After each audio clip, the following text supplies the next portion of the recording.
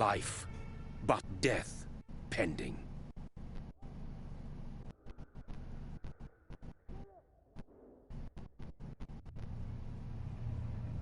Death. Since the apple was plucked from the sacred tree, mortality was believed to be God's punishment. A righteous snare to keep mankind from ascending to the stars. They were all so wrong. Death is not a wicked thing, nor some holy retribution. A true punishment would be to never know its sweet kiss. Awaken from the harshness and be born once more.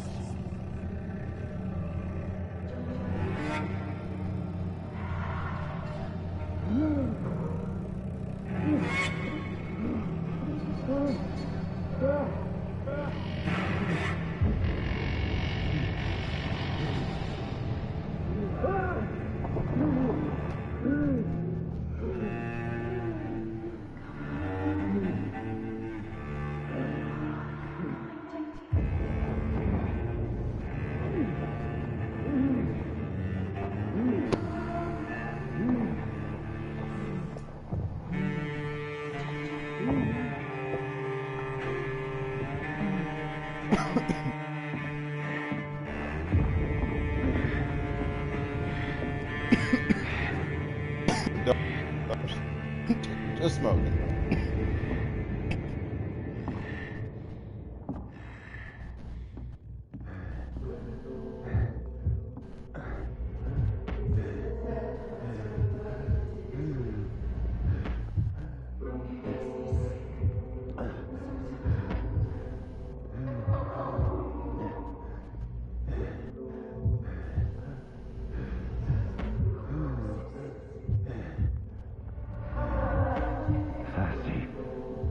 So thirsty.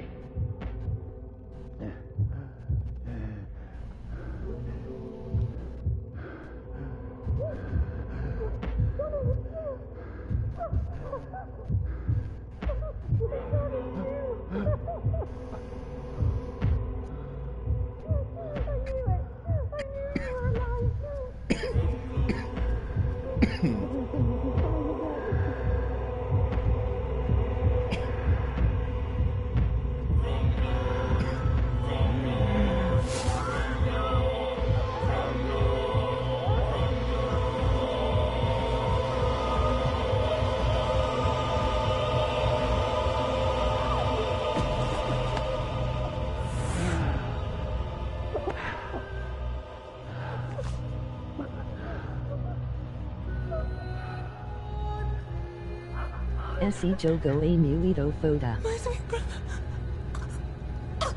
What have you done? Mary! Oh, no! Mary!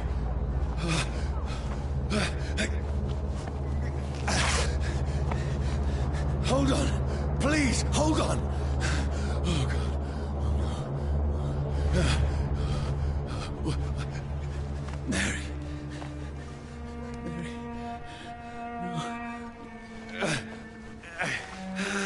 No. No.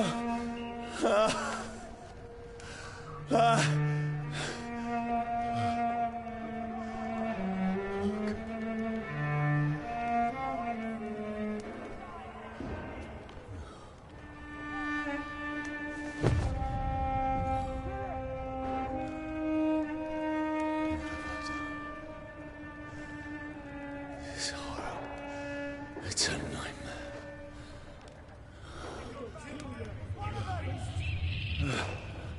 No! Please, a moment, let me explain!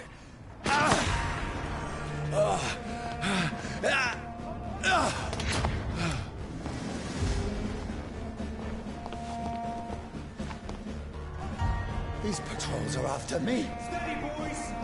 No! No! Don't shoot! This is a nightmare. I need to get out of here.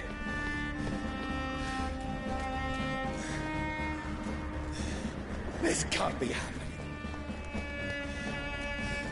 Over No! Please, stop! I mean you no harm!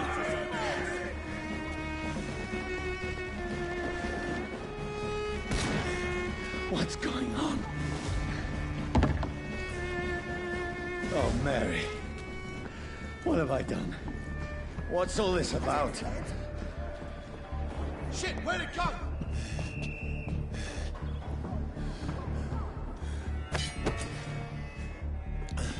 Tricky bastard. Now, I can defend myself. Kill the thing! Who are you? Stay back! Sorry, but you left me no choice. I'm actually not so bad.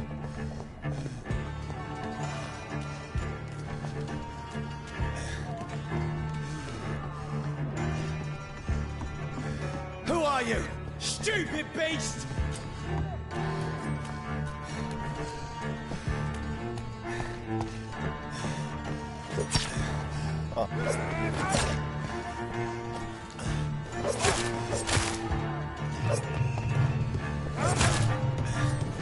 Sorry.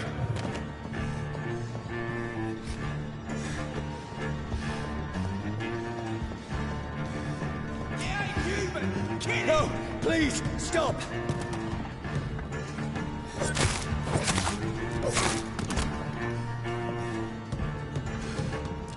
Who are you? There's one of them vermin! What do you want?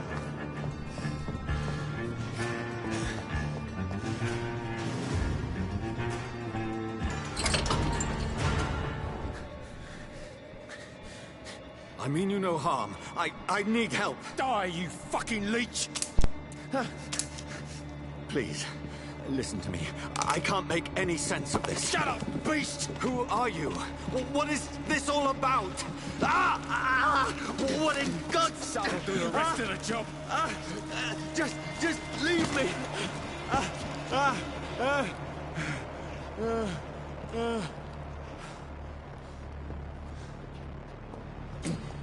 The sun.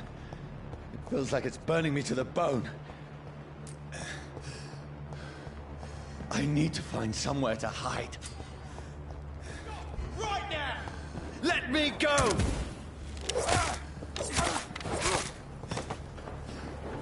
I need to find shelter.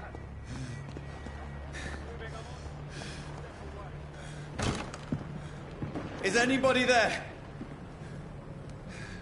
What is this place?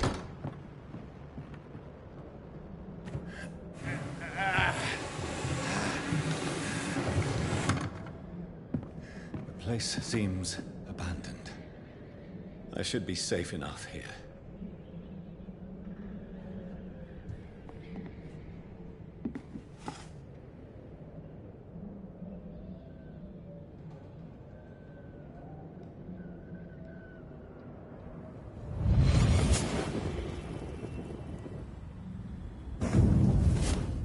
Brother,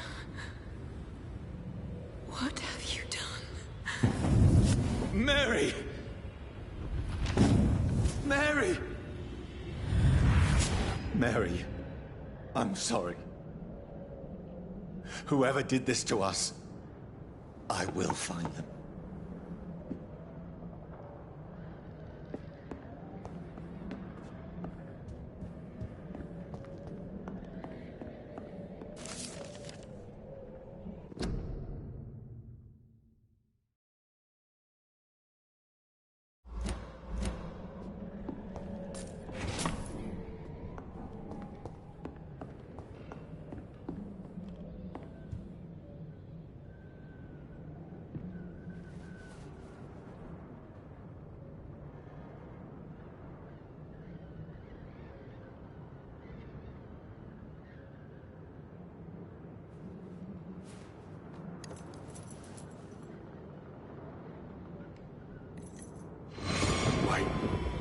This one's dressed up fancy. Let's run through his pockets. Picking the dead's pockets? Are you serious? I've still a rent to pay. He's got no more responsibilities. What's this? Gold watch. Beautiful it is. We fancy it and share the takings. I suppose we are undertakers. Now, give him an Eve.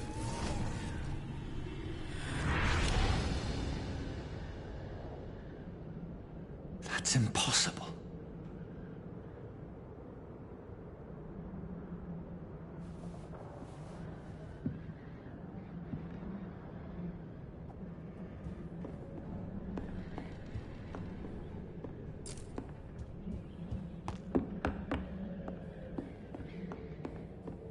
I had better remain here until nightfall.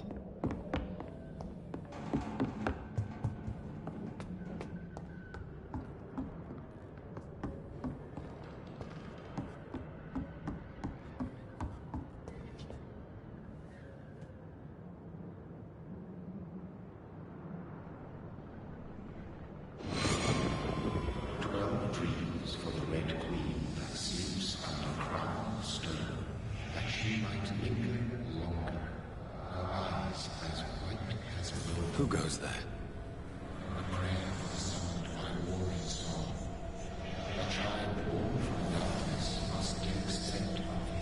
Who's there?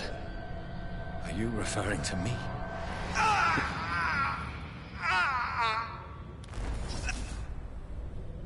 No! No! I still have so much to accomplish.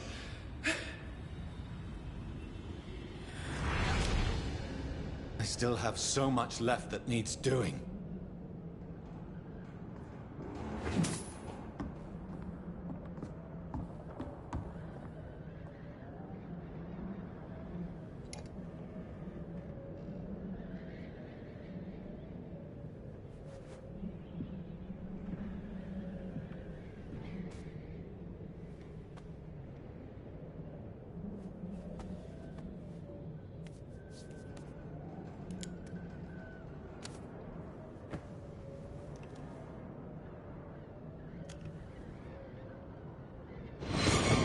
Johnny, this one's lost.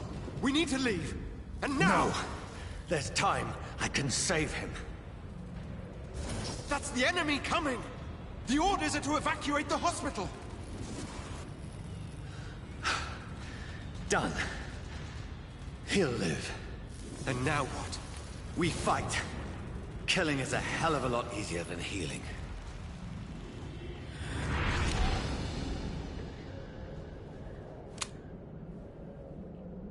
No, it never got easy.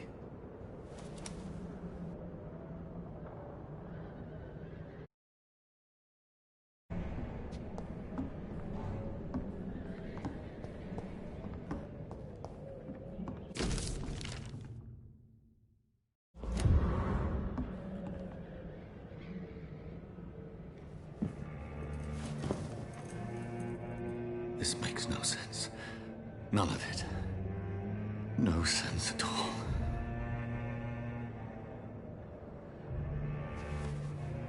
It's a nightmare. That's it.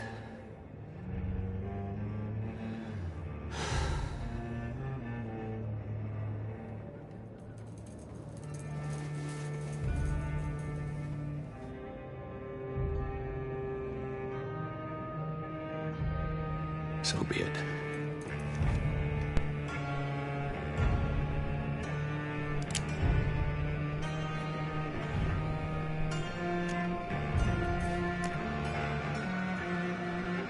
Rational thinking only.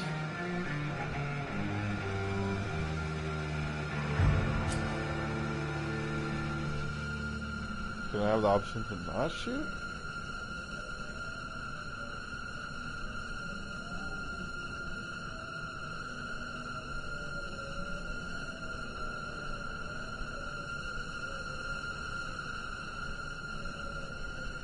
I guess you have to.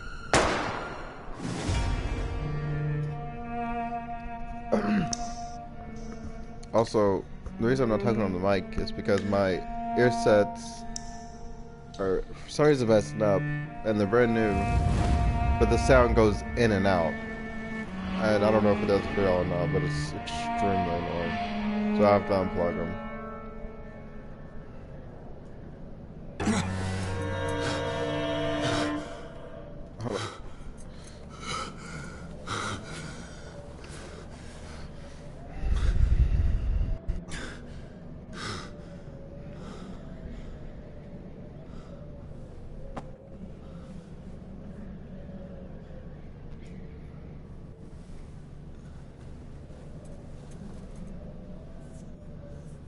This is absolute madness. I've lost touch with the real. Madness it is, as mad as the moon. Obtains blinding sunlight into a glowing reflection.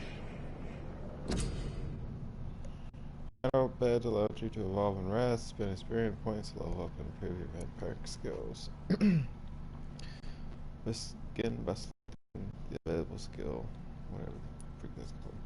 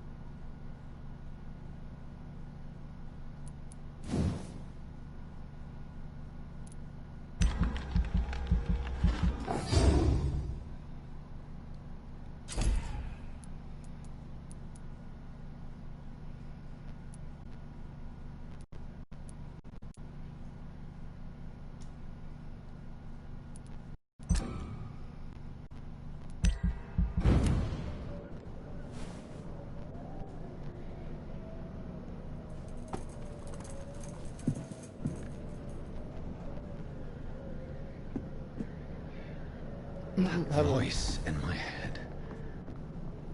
If I'm not mad, then it must belong to the one who made me what I am. I must find him to understand what I have become.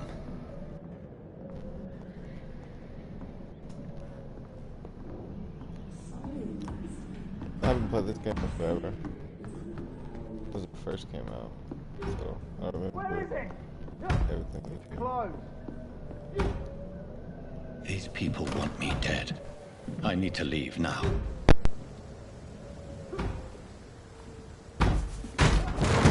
Here's the leech. Here!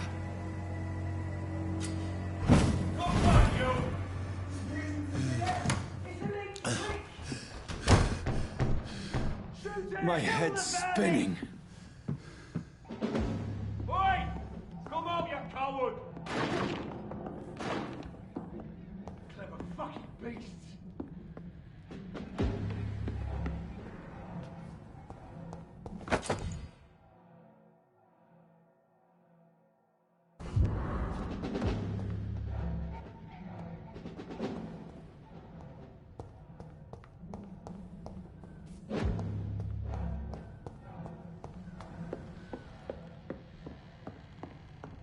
I cannot enter.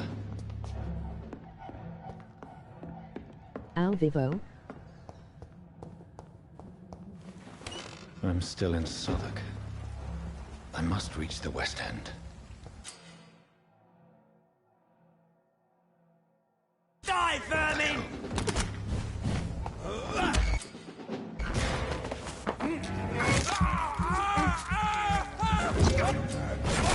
There's a strength I never knew I had.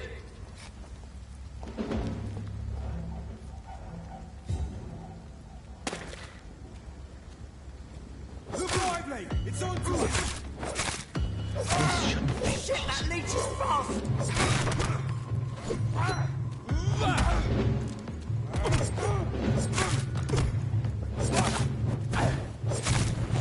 Every sinew, every fiber of my being is afire. I feel like a child learning the limits of my body.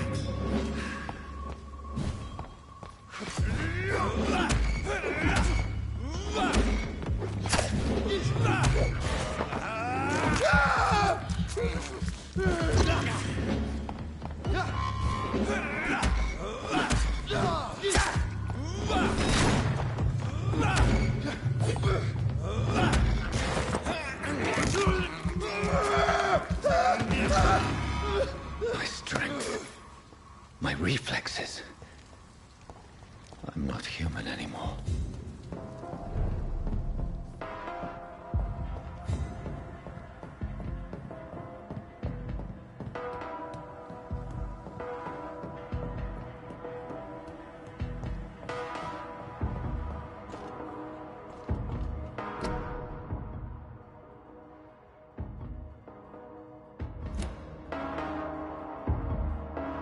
My poor sister.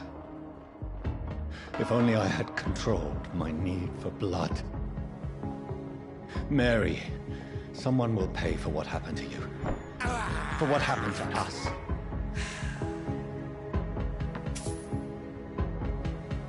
It's locked. I cannot enter.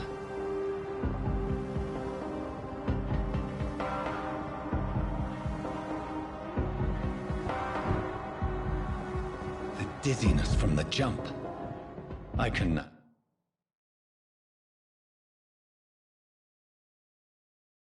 control it. It's locked.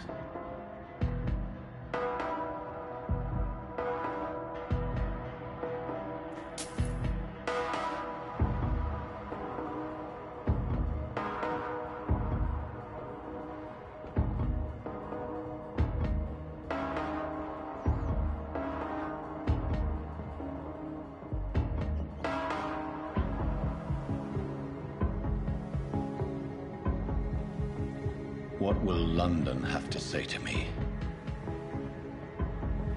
I cannot enter. I've so many questions unanswered.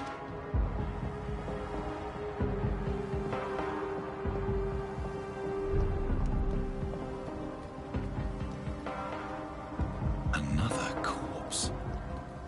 Have the very streets of London become a mausoleum?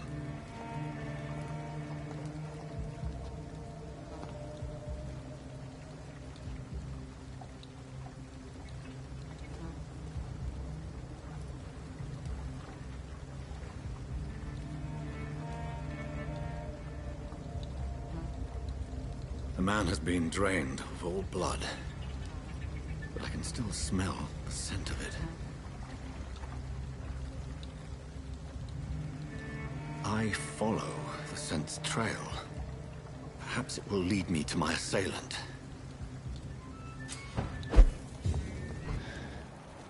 Fresh blood. The smell is so strong. Where has everyone gone? According to the blood patterns, that's where the victim was attacked. So that must be the killer's trail.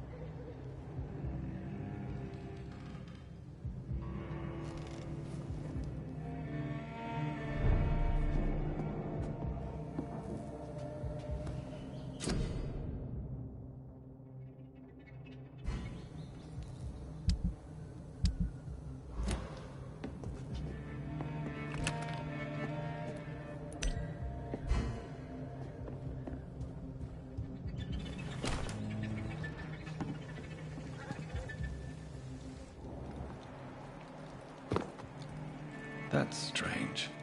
The trail is very erratic, as if the killer was drunk or hesitant. At last, a little life. Whoever he may be, the killer recently entered this bar.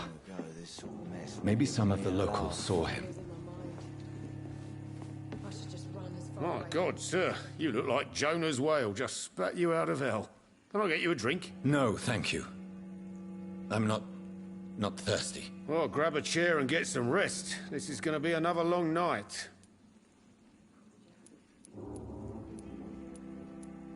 Why is it going to be a long night? You must be new around here. Don't you know about the murders? Tell me more about these murders. Every morning for the last few weeks, bodies have been found. And those poor sods didn't die of flu. Do the police have any leads on a suspect? Even before the outbreak, coppers never came round here. We're on our own. People die in these parts all the time, and no one cares. Where am I? Where is this place? You're at my bar, sir, the Turquoise Turtle. The last ray of light in this dangerous part of town. Aren't you scared? Scared of what? All the bad shit happens out on the foggy streets. And I never go outside. So you're open all night? Yep. Figured people might need a place to rest in these dark times. I'm looking for someone who might have passed through here recently. Wondered if you might help. It's been quiet tonight. The only other person I've seen went straight up to his room. Thought it was kind of rude, actually. You mean he's still here? Well, yeah. He paid for the entire week.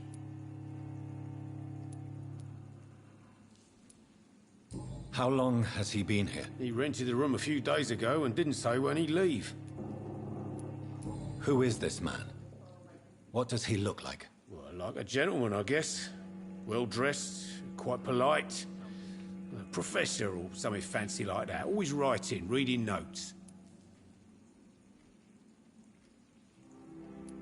I need to meet this man.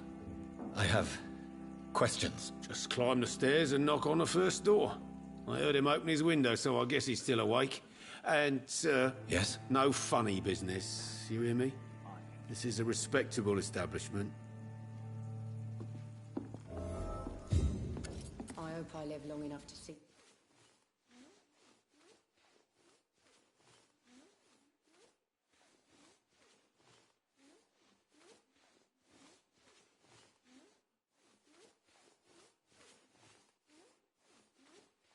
Good evening, sir. I wondered if I could ask for your help. Wow, you look like you need a drink. Yes. I apologize for my outfit. It's been a long night. Been there, seen that. Don't worry, things can only get worse.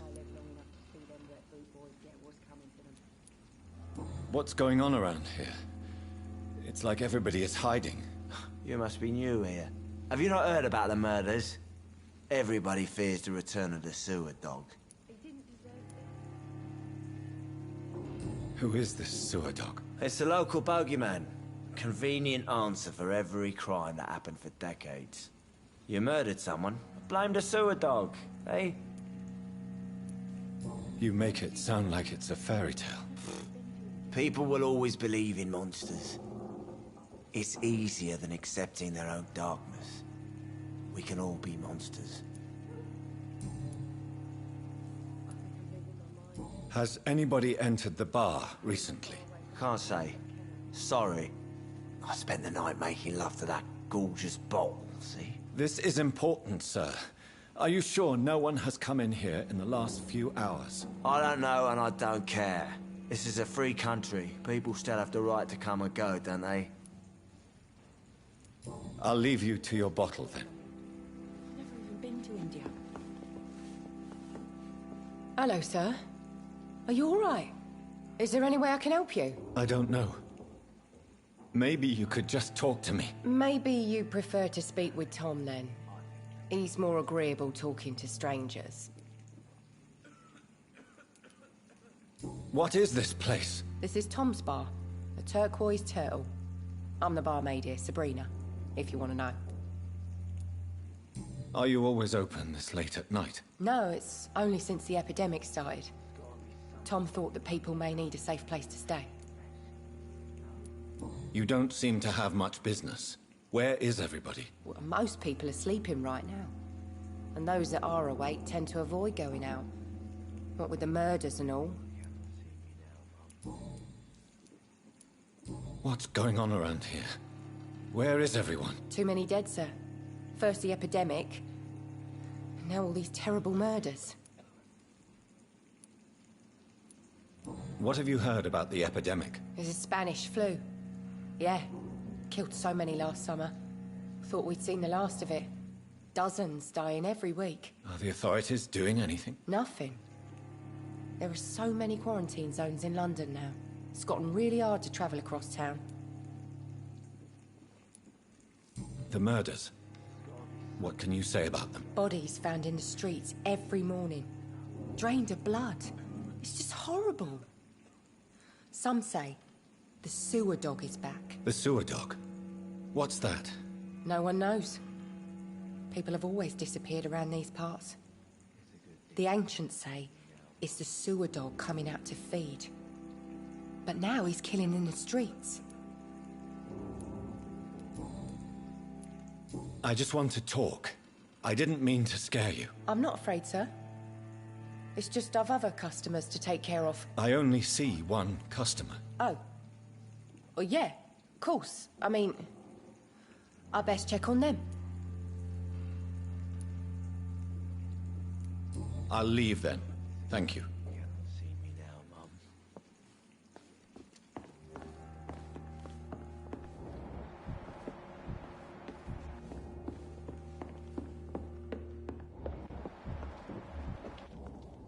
This is no place for you.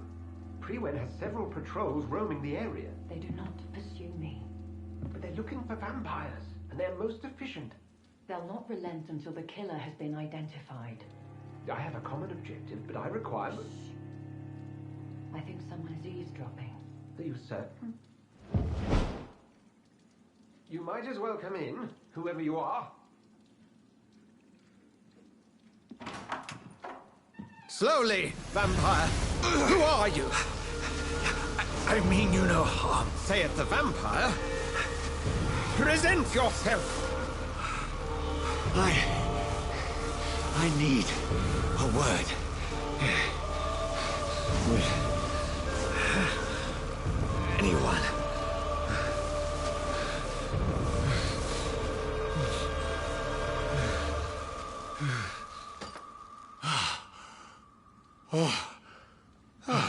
Well, that's something I can do for you.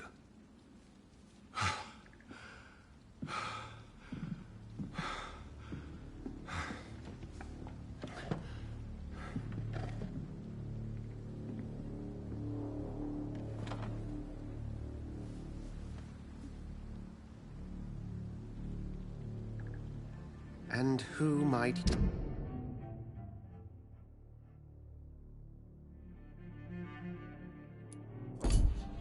you be?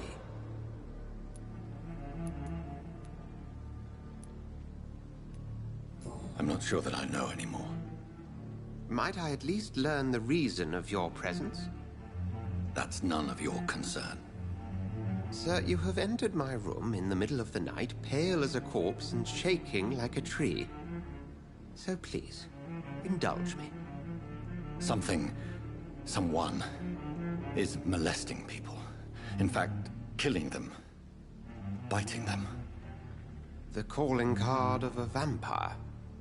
Like you.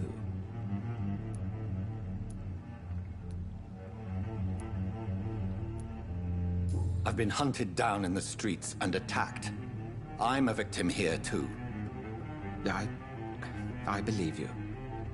Then if you are not a vampire, who or what are you? Dr. Edgar Swansea of the Brotherhood of St. Paul. I'm performing an independent investigation here in an attempt to understand precisely what is going on.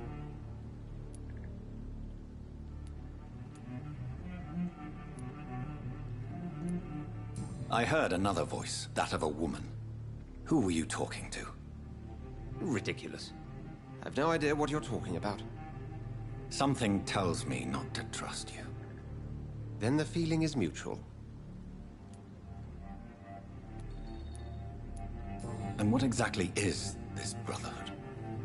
Sir, if the name is not familiar to you, then we shall discuss it another time. What have you uncovered concerning the murders?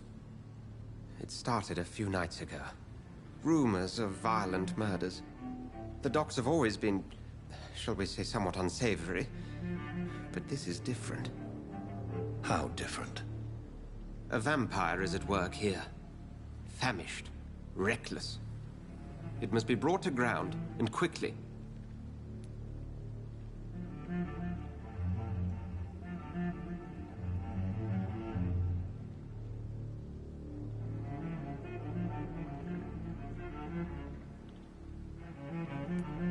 Then help me find the culprit. I may. If you'll first tell me why you opened this door. I followed a trail. The scent of blood from a recent victim. It led me here. You thought I was your aggressor? That explains a great deal. We're both chasing the same shadow.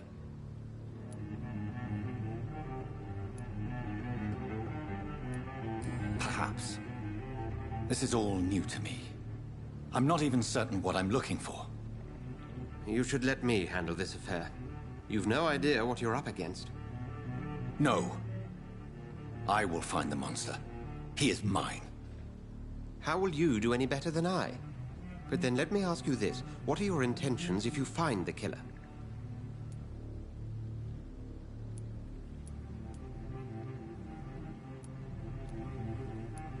I will at last have the answers to my questions.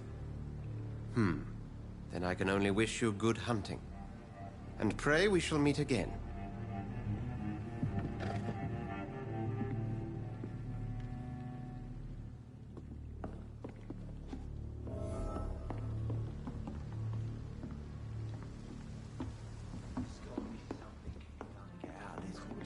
If Swansea is not my attacker, it means somebody else came here tonight. Someone must know something. Evening, sir. Can I help you? I have a few questions for you. Well, if you must. I spoke to Dr. Swansea. He's not the man I'm looking for. Now, I want the truth. The truth? What do you mean? I suspect that someone else was here tonight. And I don't think Tom wants to tell me about it. I'm just the barmaid here, okay? If Tom says you're the only visitor we had, then you're the only visitor we had. I can feel your fear, madam. Please, tell me what's going on. It's Will. William Bishop. He came in here earlier tonight and he...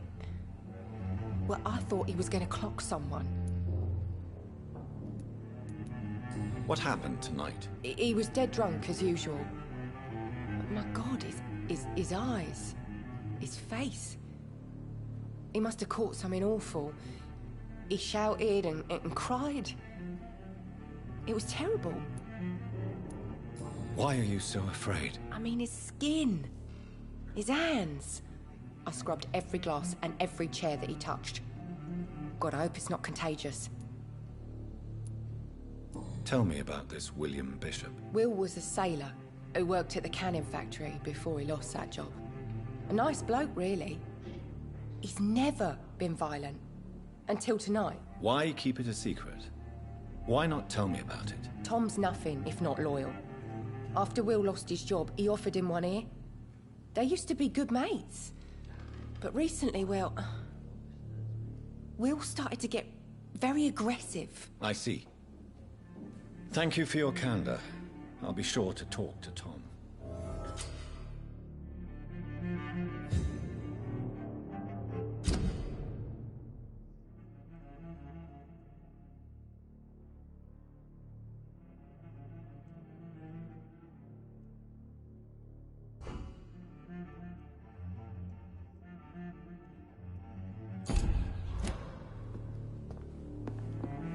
There's gotta be...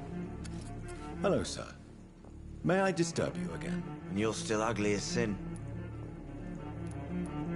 I'll leave you to your bottle, then. Are they stupid or something? I've never even been to Welcome back. Did you find what you were after? I can't say I have. Are you sure no one else came into your bar before I arrived? Hey, I told you, you were the only other stranger I've had.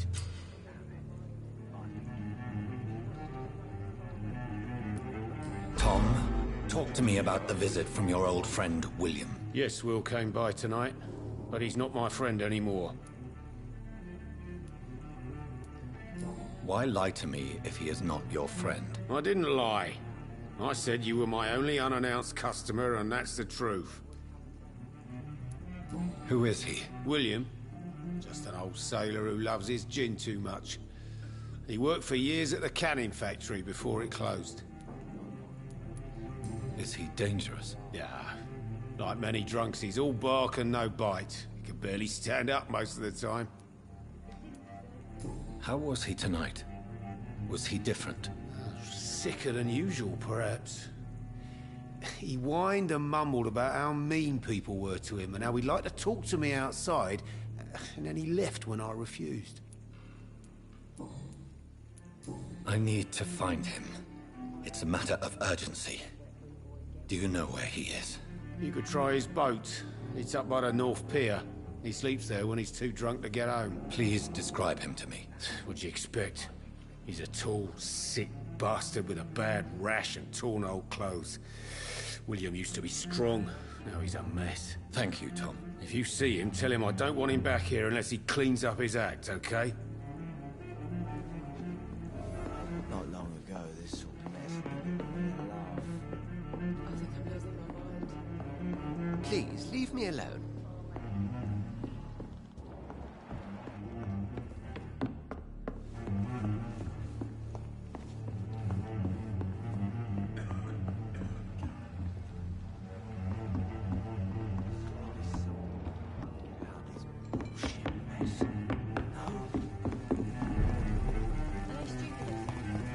I will get to the bottom of it. This intrigue. What's been done to me? To this city?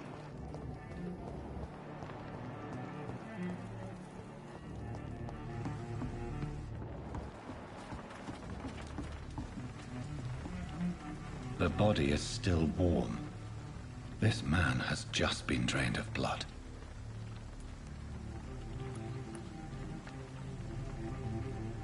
What's this? Some sort of note.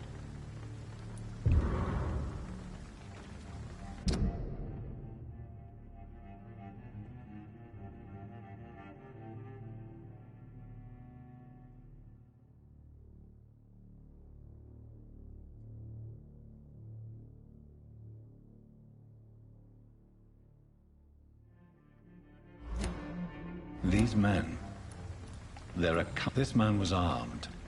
He tried to defend himself. This corpse has been dried of its blood, just like the previous victim.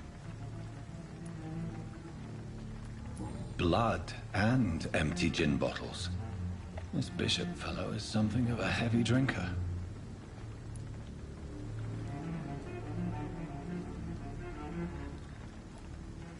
There are blood splats on the other side of the canal. I must reach that barge.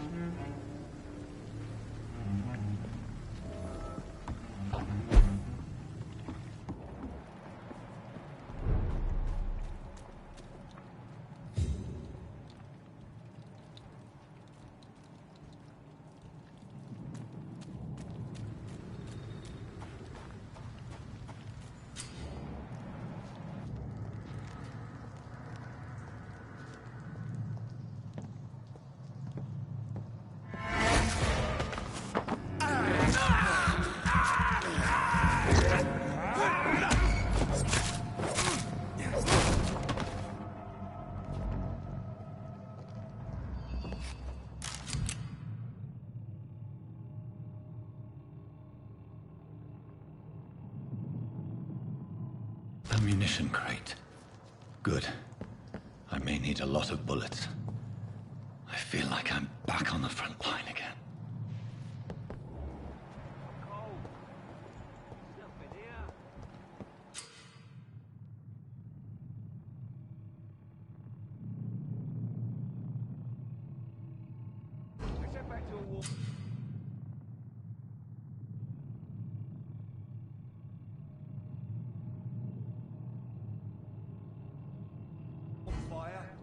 Shut that foolish mouth of yours.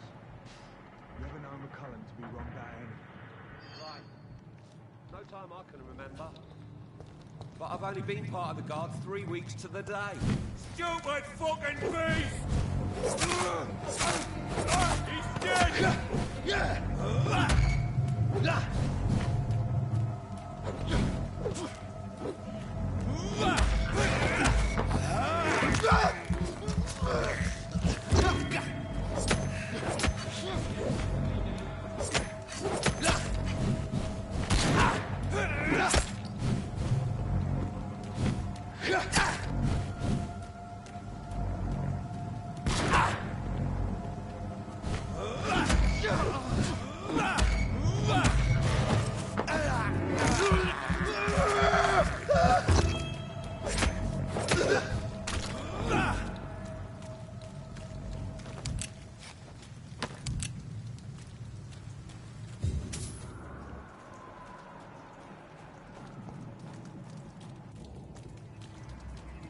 Over there! There's one of them vermin! Get your weapons ready! We found one! Pay for that!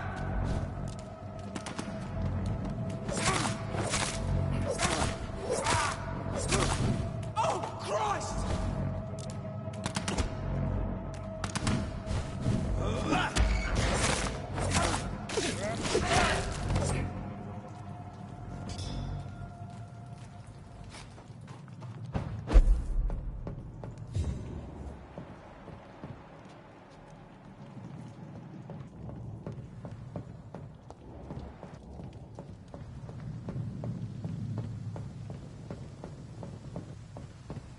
Over there!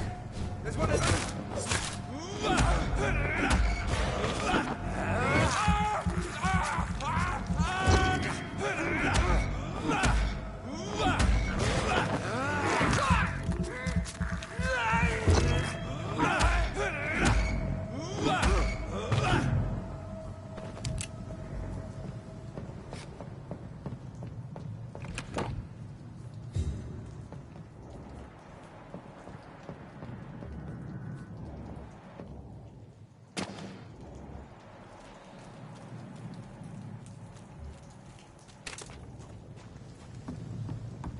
Over there! There's one of them vermin!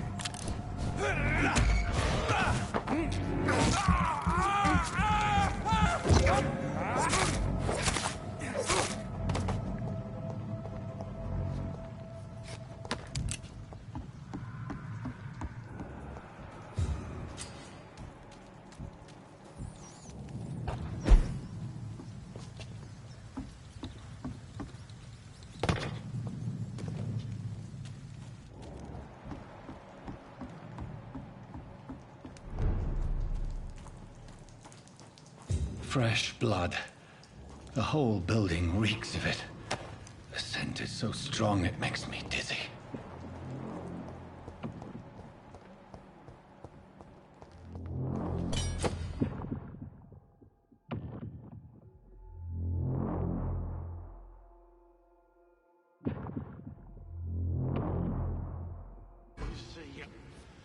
I needed.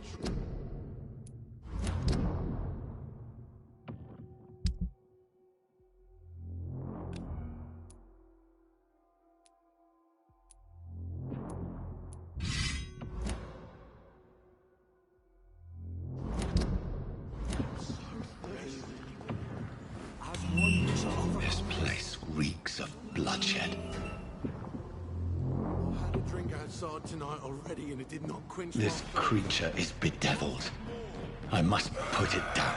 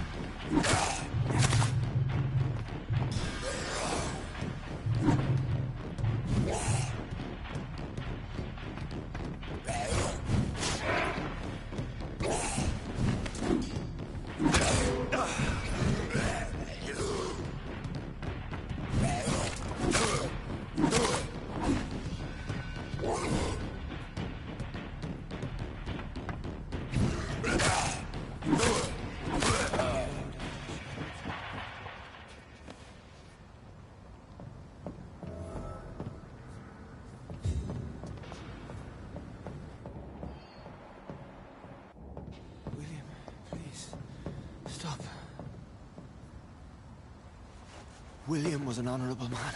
I could have saved him. Mr. Hampton, are you in there? I knew him well, another lost soul, a kindred spirit. Sir, listen to the sound of my voice. I'm a doctor. You're suffering from shock. I must return to my flock. They'll stray without me.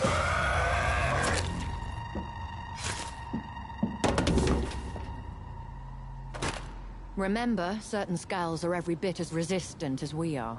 Who are you? What do you mean by skull? You truly are a newborn. I should have realized. Wait. You are the woman from the bar. Are you... like me? Can you help me? I believe, sir, I already have.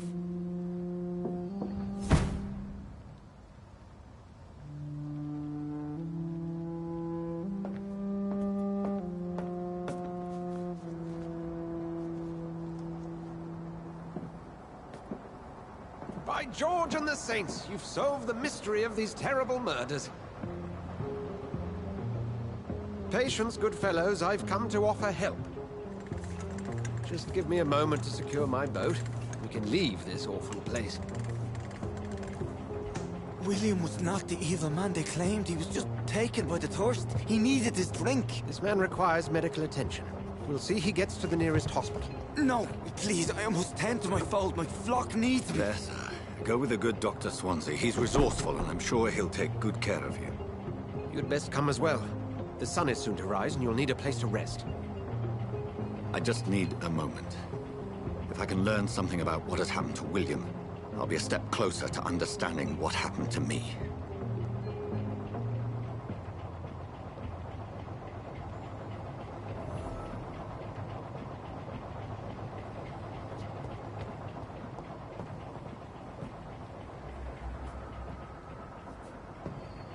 This poor creature can't be my maker.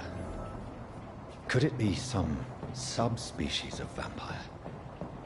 I must find a place to analyze the blood.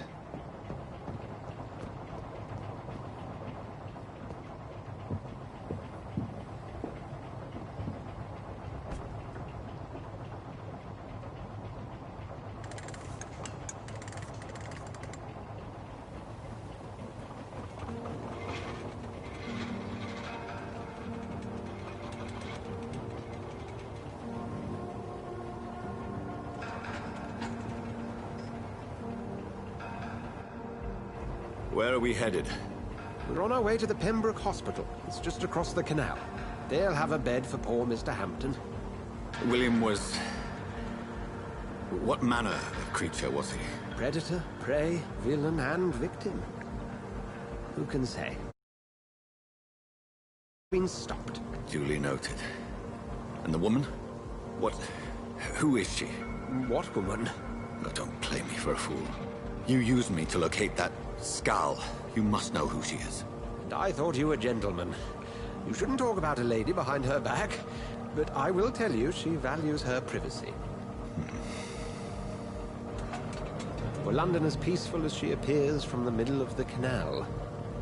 If only that were the reality of the situation. To be honest, I've always tried to avoid this part of town. Pembroke Hospital is the last bastion between the rest of London and the epidemic. The flu has decimated the East End and the war still rages. Welcome to the front lines of a plague. This is where you work, Dr. Swansea? I am the administrator of Pembroke Hospital. I thought you were here in service of your mysterious order, the Brotherhood of... Of St. Paul's Stone, yes. But first and foremost, I'm a man of science. A physician, like yourself, Dr. Reed. How do you know who I am? No need for modesty. You are Dr. Jonathan Reed. A surgeon of some caliber and renown, if I'm not mistaken. You are correct, sir. I knew it! I had my suspicions. But when you took the blood sample from the corpse of poor William, I was certain. Dr. Reed. Marvelous. Have we met? I attended 3 of your seminars before the war. I have the utmost admiration for your research. And what a turn of fate. England's most esteemed blood specialist returns to London a vampire. That word, again. From a so-called man of science. I understand traditionally the role of science is to refute myth, but when myth walks among us, the Brotherhood of St. Paul has dedicated its purpose to their study. There's so much for you to learn. Of that, you are right. Well, then let me be blunt. Join my staff at Pembroke Hospital. As a physician. I suspect you'll not find a better post of employment to contemplate your predicament. This is sudden. I was returning home to see my sickly mother. But alas, that was before contracting this affliction. Dr. Reed, take a moment to consider. The post would be for the night shift, providing a good explanation for your absence during daylight hours. You'll be adequately reimbursed, and have a place to hide. I even had the forethought to bring some clean clothes. So, what do you say? It seems I have little choice, but yours is a generous offer, so I thank you. Brilliant! Oh, Jonathan, this is one for the book, and the beginning of a beautiful friendship.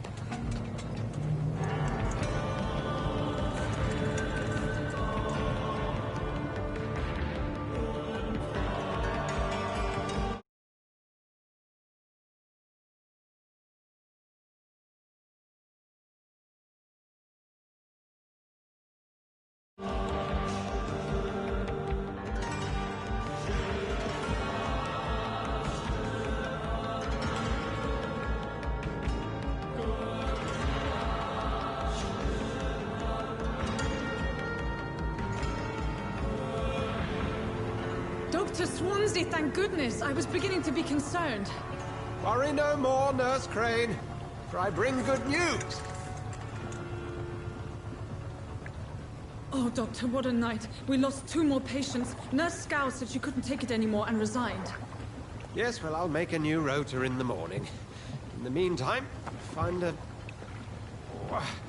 good bed for Mr. Hampton. Be sure to pay attention to his needs. Of course, Doctor. Oh, and Dorothy? Yes, Doctor? Dr. Reed here has just returned from the front. He served King and Country and will be joining us here at Pembroke. We're very lucky to have gained a surgeon of his talent, and one so experienced in blood transfusions. That is good news indeed, Doctor. Oh, yes.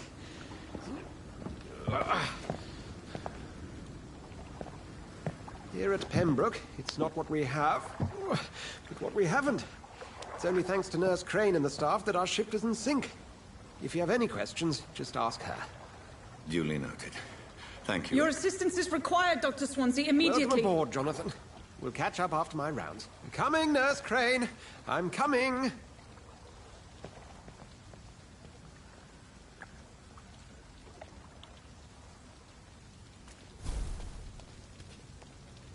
We'll have a word in my office later, Jonathan. Come on, you bastard! You can do better than that! Nah! It's my turn!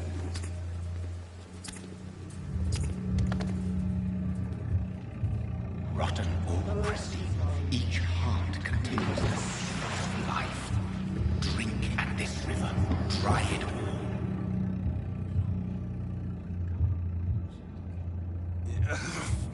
Oh, come on, you bastard! I won't bite. Sir, please. You've lost too much blood. Calm yourself. You think I didn't notice? Stop your staring and get me to an hospital, you arse!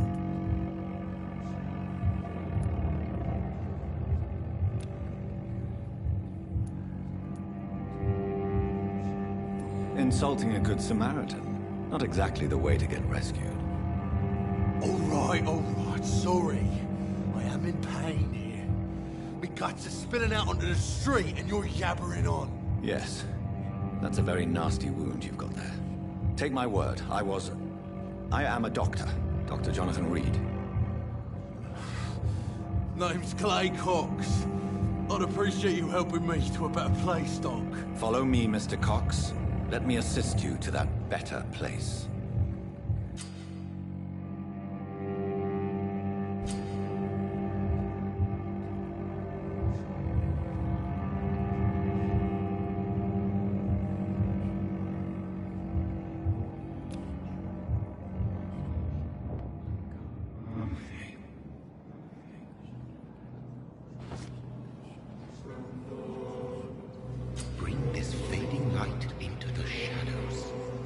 dance with him the dance of life and death.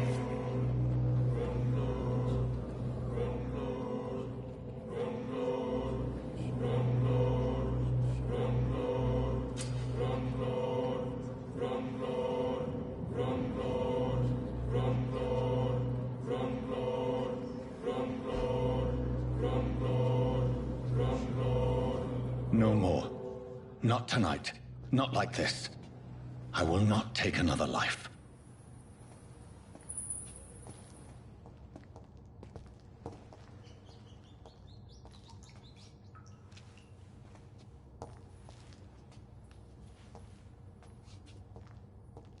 What?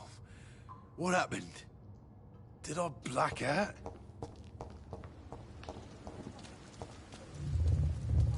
It is wise for the huntsman to sometimes let his prey go, but no famished hunter can run for long.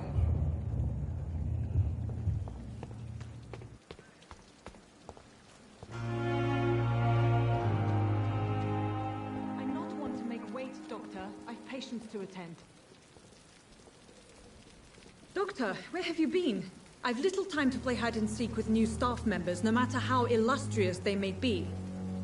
I found a wounded man by the docks. He answers to the name of Clay Cox. He requires urgent medical attention. Already making the rounds? That's the Pembroke spirit. I'll ask our porter, Milton, to bring him back immediately. Thank you, nurse. What can I do for you? Dr. Swansea insisted we provide you a quiet office. You'll find it on the second floor with your name on the door. Thank you. Nurse Crane, isn't it? Yes, Dorothy Crane. Welcome to Pembroke Hospital, Dr. Reed. Your office has been prepared.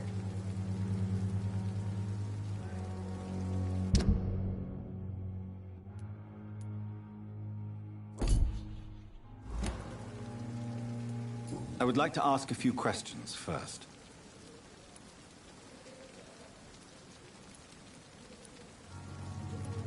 What kind of man is Dr. Swansea? Well, you accepted the job from him. I thought you would have known about your employer. It's right to assume Dr. Swansea knows far more about me than I do about him. You'll get to know him soon enough, and better than me. The administrator has better things to do than mix with us.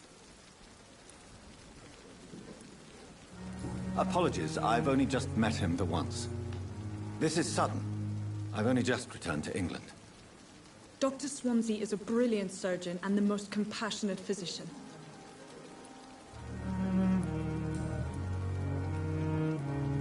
And Mr. Hampton, the patient we brought in, how does he fare? I gave him a sedative to help him sleep. Poor thing was in quite a state of shock. If you could point me in the direction of my room again, nurse. Second floor of the hospital, left after the stairs. It's the last vacant office at the end of the corridor. Thank you, Nurse Crane.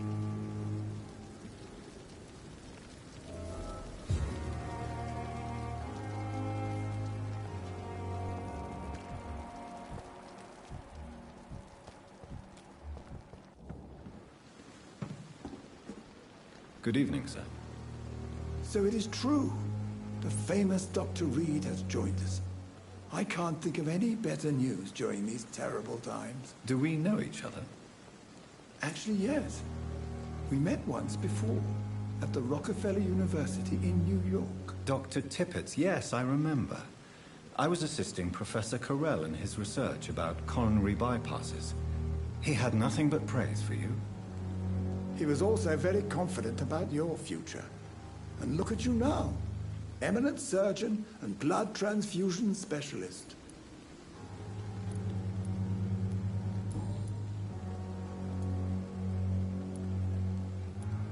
What is the Pembroke Hospital situation?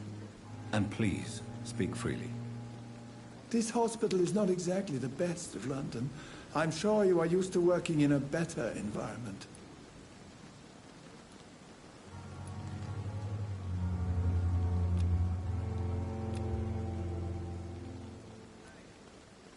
It's not exactly the best situation in London either. I can't have expected this hospital to be prepared for what was to come. Don't be misled by appearances, Dr. Reed. This hospital does not lack talented people. It just lacks hope. What is the Pembroke Hospital situation? And please, speak freely. This hospital is not exactly the best of London. I'm sure you are used to working in a better environment. It's not exactly the best situation in London either. I can't have expected this hospital to be prepared for what was to come. Don't be misled by appearances, Dr. Reed. This hospital does not lack talented people. It just lacks hope. What can you tell me about the staff in the hospital? Some are really good, and others are not so good. But during this troubled period, there is no time for slander. I prefer to focus on the positive character traits. Tell me more about cherished people, then. Nurse Brannigan is a pearl. She is the most helpful and dedicated nurse I've ever worked with. A clever and cheerful woman. You really seem to admire her skills. I'll go even further. If she was a man, she would be a damn fine practitioner. Any opinion about the management? I don't always agree with Dr. Swansea's reserve, but I must admit he does all he can to keep this facility running during this crisis. Ah, yes, the burden of command. I was fed up with this concept while serving as a medical officer. Don't get me wrong. Swansea's a good administrator. I just wish he would get out of his office now and again.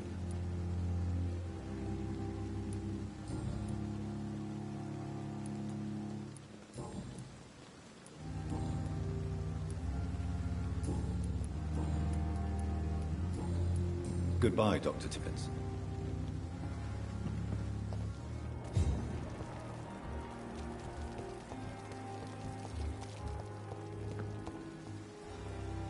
Good evening, sir. I'm Dr. Jonathan Reed. I'm new here. I've already heard about you, Dr. Reed. I'm Milton Hooks, the ambulance driver for this shithole of a hospital. That's quite a blunt introduction, Mr. Hooks. You can call me Milton. I like to speak my mind, Dr. Reed. Perk of the job. Don't judge me, and I won't judge you. I'm not sure I understand what you're talking about. Well, I'm no doctor, but I'm pretty sure a gun can't be used as a surgical instrument. You have a keen eye. I learned to shoot during the war, and have carried one ever since. Old habits die hard. No need to explain, Dr. Reed. And if you ever need a better gun, remember, I may have something for you. Do you need any medical help, Milton? I'm fine, Doc. Physically, at least. But I would give everything to be in a better place right now.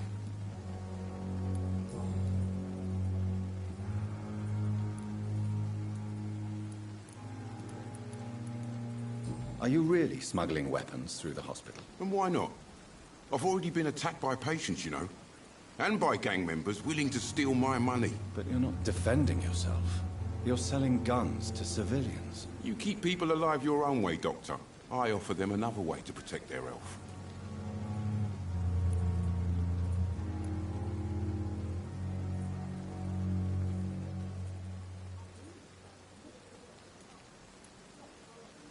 So what do you do exactly in this hospital? Apart from smuggling guns, I mean. I've been an ambulance driver since... too long, I guess. I bring sick people here night and day. It's a dirty job, but I get it done. Most of the time.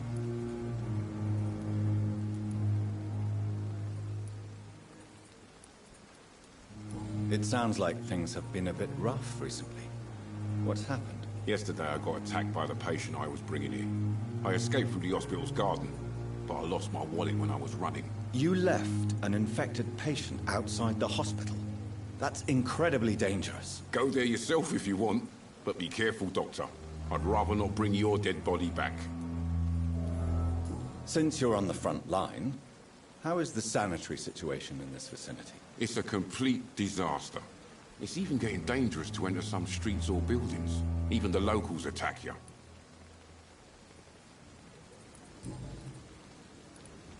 How is the situation around here? You want to hear the situation is all right? It's fucking awful. We lack everything, and it's getting worse every day.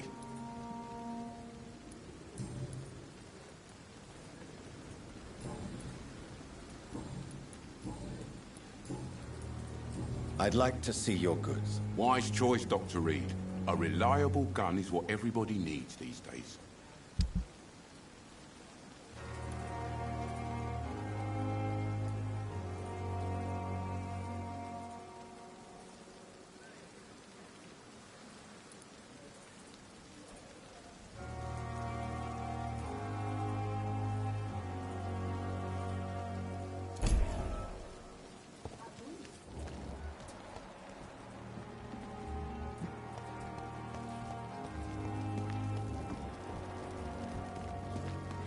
The patients are not fools.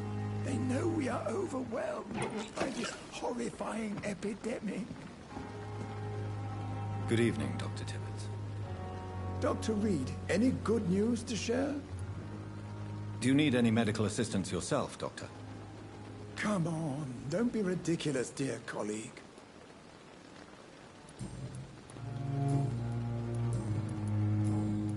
Goodbye, Dr. Tibbets.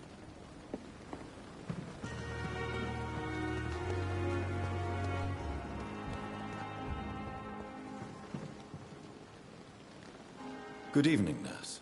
I'm Dr. Jonathan Reed, the new surgeon here at the Pembroke. Dr. Swansea has already told us about you, sir. I'm Nurse Gwyneth Brannigan. Welcome to the Pembroke Hospital. Did he really?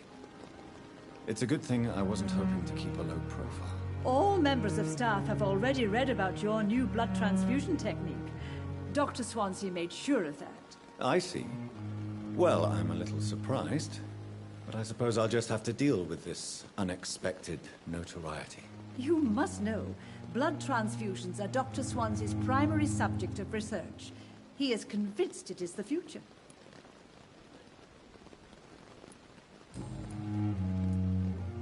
How are things here? Not good, to say the least. We're struggling against an invisible enemy, more lethal than any bullet from a gun. It's hard, Doctor.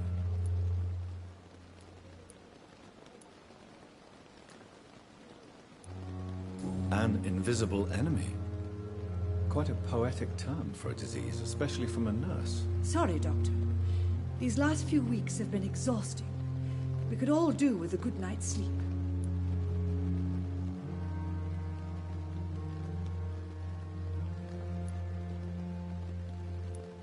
Do you think this hospital can survive the epidemic? We are all volunteers here, and we're trying to hold fast, but how do we beat an invisible killer? Some nurses have already resigned. I'm not familiar with all the staff yet. Perhaps you could help me. Brilliant professionals, most of them. Dr. Swansea has a gift for recruiting talent. Most of them. Is there a problem I should know about, nurse? It would be inappropriate for me to speak ill of a colleague.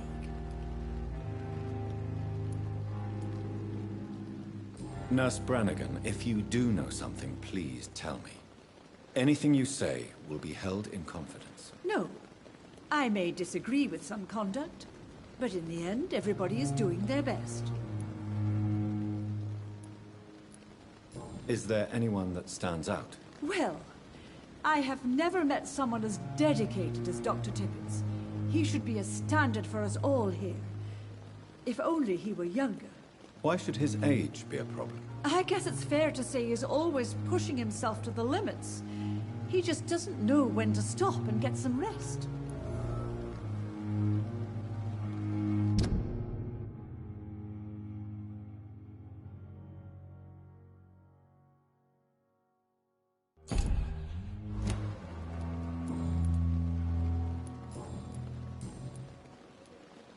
Why does Dr. Tibbets claim you're the main reason he keeps working, despite his fatigue? If it wasn't for him, I probably would have left the Pembroke years ago. Dr. Tibbets does not think of you as just a nurse anymore, does he? If you're suggesting he's not taking my gender into consideration when it comes to medical practice and knowledge, I really hope he doesn't. Goodbye, nurse. Call me if you need assistance.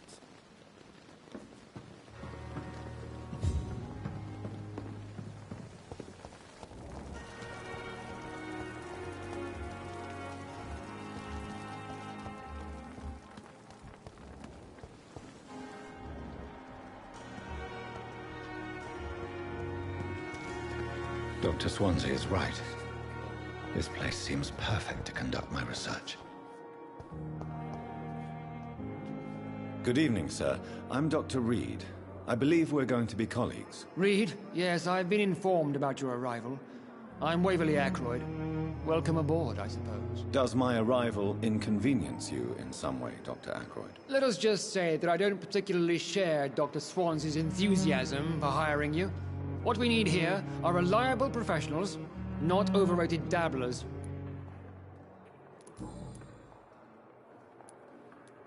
If you have a problem with me, Dr. Ackroyd, please feel free to tell me. Dr. Swansea has imposed your presence on this hospital without asking anyone's advice. The benefit of his position. But I don't agree with it. I know we've never met before, but I believe this hospital could use all the help it can get. You will agree with that, I'm sure. Oh, but I have heard about you, Dr. Reed. Of course, you can't say the same about me, since I have not wasted my time courting the press.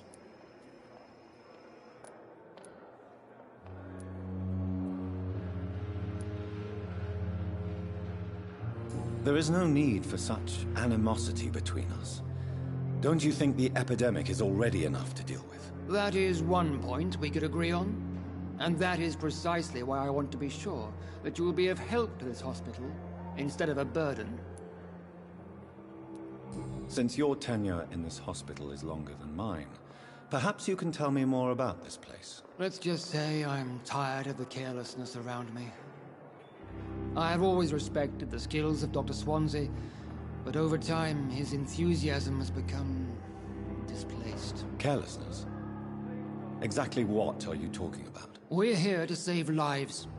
The people who trust us are not volunteering for experimentation. They're here to be healed. I don't intend to run any radical experiments, Doctor.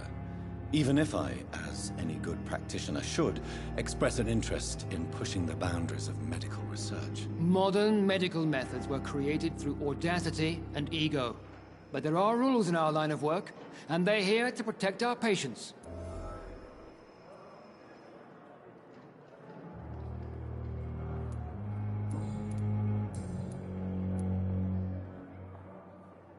I don't know what you've heard about me, but I have already proved my value as a practitioner. I don't question your skills, Dr. Reed, but your motive.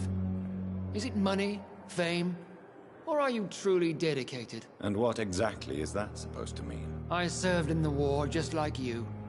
But unlike you, I did not use the wounded to play the modern sorcerer. Be careful what you insinuate, Dr. Ackroyd. I only want you to admit you used those men to improve your theories.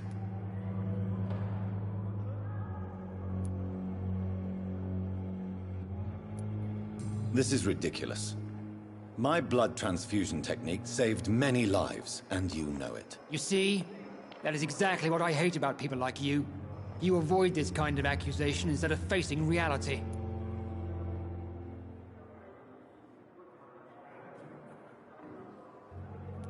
It seems you have bad memories of your military service. I refuse to see this industrial slaughter as scientific progress. War only reveals the worst in men. We can at least agree on something, Dr. Ackroyd.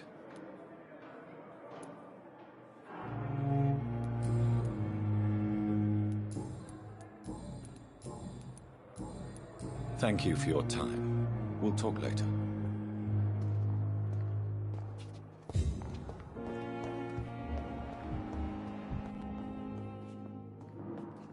Good evening, Doctor. I believe we're going to be working together. Dr. Reed. Dr. Swansea informed us of your arrival, but I could not dare to believe we'd have such good fortune. Such an honor, sir. Thank you. And you are? I am Thoreau Strickland, Dr. Thoreau Strickland. I'm a great admirer of your work, Dr. Reed.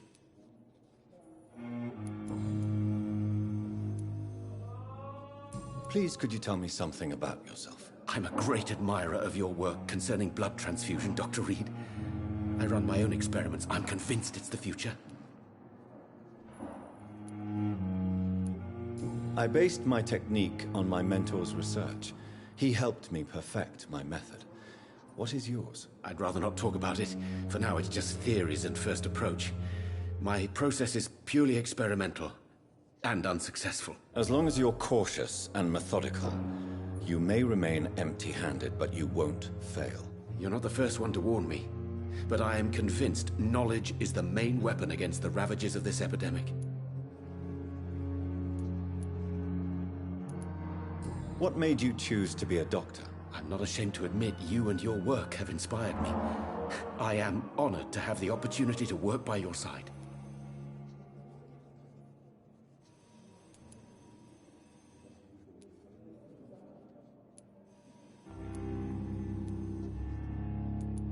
It's always a pleasure to share scientific and medical knowledge with someone eager to learn. I'll be glad to help you if I can. This epidemic may be the century's most terrible disaster, but I'm convinced that we, as doctors, are the only ones able to defeat it. What do you think of Dr. Ackroyd's aversion to modern medical methods? It's a shame he's so narrow-minded. Dr. Swansea taught me that science is about exploring uncharted territory.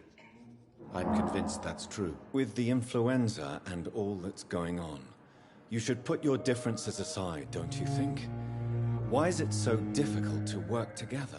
I believe that if Dr. Ackroyd had been the one to discover the transfusion process, he would be the first to recommend its use. So you believe it's just a question of jealousy and pride? Dr. Ackroyd is as proud as he is blinded by his obsolete concept of medical science.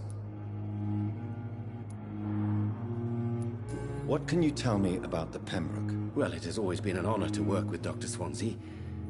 But with your arrival, I can't think of a better opportunity to learn about blood transfusion. You seem quite optimistic. It's a rare and precious attitude in these difficult times. I'm convinced that this epidemic is a test of endurance and dedication for us men of science. Questions remain about our capacity to resolve the situation. True. Last summer, during the first wave of the epidemic, I used to joke with Milton about the extra work. We're not smiling now. Do you need help with anything in particular? Well, yes, maybe. I'm waiting for a batch of products I ordered for my personal research, yet my supplier seems to have vanished. Do you want me to play the errand boy for you? Oh no, Dr. Reed. But if you went personally to his shop, what with your reputation and all, he wouldn't dare to refuse the products I need. I see. Well, give me the address, for I may pass by if I have time.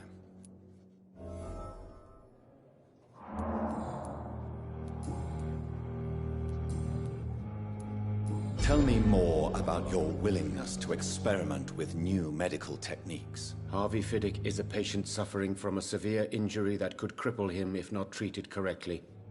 I'm convinced your blood transfusion technique could help him. What is it you really want? To save him, or to prove your point? Fair question.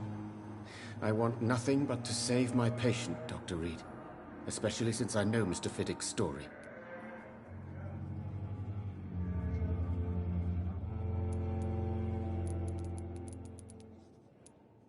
Tell me Mr. Fiddick's story.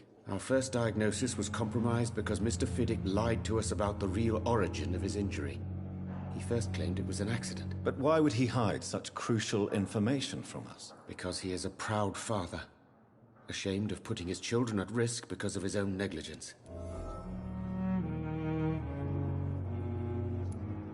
This personal involvement could also appear to be a lack of impartiality. You must know that a good surgeon must remain neutral. I agree. But that does not excuse Dr. Ackroyd's behavior. A man who did not even take time to converse with his patient. Do you think keeping his distance was a mistake? All I know is that I'm taking care of human beings with desires, hopes, and fears. Not some biological machine comprised of blood, bones, and flesh.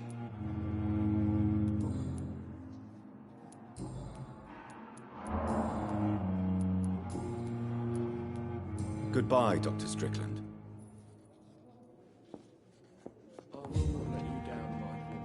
What can I do for you, Doctor? Thank you, Nurse Crane. Chances, I'm willing to give you the benefit of the doubt. So many deaths. Good evening, sir. I'm Dr. Reed. May I help you? I don't know if a third opinion is needed. Your colleagues are already arguing about my condition. I see. Would you mind telling me more about your situation? I'm Harvey Fiddick. All I want is to get me bloody arm fixed properly. Tell me about yourself, Mr. Fiddick. I'm just a regular guy waiting to get his arm fixed, so I can return to work and to my family. I was more curious about what you were doing before being hospitalized. I'm a carpenter, and a good one too. But that means I need both arms to feed my family, Dr. Reed. Are you satisfied with your treatment here? Well, it's clear that I've chosen a bad time to be injured. Forgive my bluntness, but you seem overwhelmed by cases of the flu. I won't lie to you about it. I'm afraid we are. Are you sure you don't want to operate yourself, Dr. Reed? I have the feeling you're very capable, and your colleagues seem to think so too. In other circumstances, you would be right. But for now, I don't think I can take on the responsibility. My apologies. Tell me about the doctors who are arguing about your case. Strickland and Aykroyd. They both want the best for me, but there's a lot of pride there. Doctors are no different from carpenters, it seems. What do you mean? I often had professional arguments with rivals on a building site. Difference is, I disagreed about wooden nails, not flesh and bones.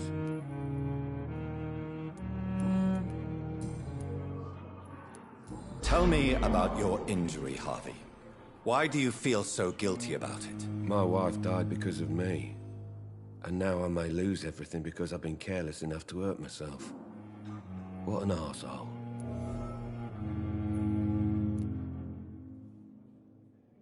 How could your job be responsible for your wife's death? I was working a double. She went out to bring me a hot meal and got caught in a German bomb raid.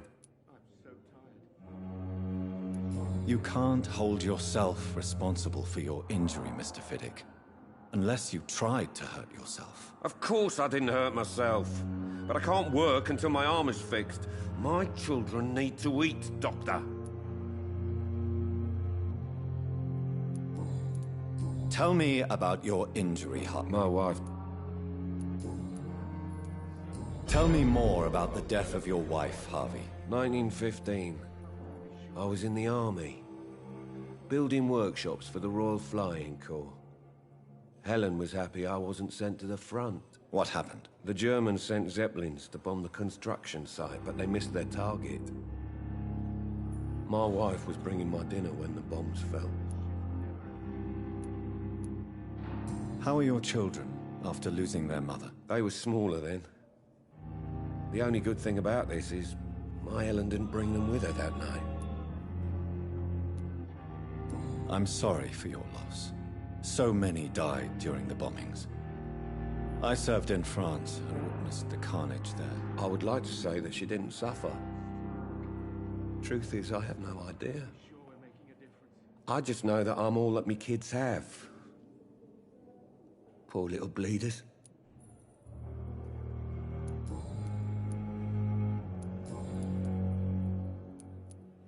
Goodbye for now, Mr. Fiddick. I'll see you later. You always knew the words to come. Good evening, Mr. Fiddick. Good evening, Dr. Reed. Any news about my operation? Is there anything else that's bothering you? Can I help in any way? I'm all right. Considering the state of this place, I should consider myself lucky, I guess. Goodbye for now, Mr. Fiddick. I'll see you later. You always knew the words to calm the children, Helen. As for me...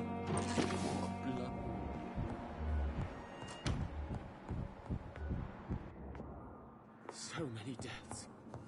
And still more coming. I'm quite busy right now, Dr. Reed.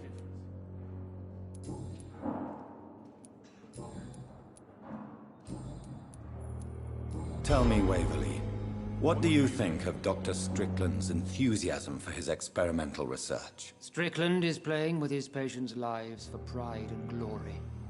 Now that, sir, is unethical. Are you thinking about something in particular? Harvey Fiddick needs delicate surgery. I believe we should stick to the usual procedure, but my young colleague obviously disagrees.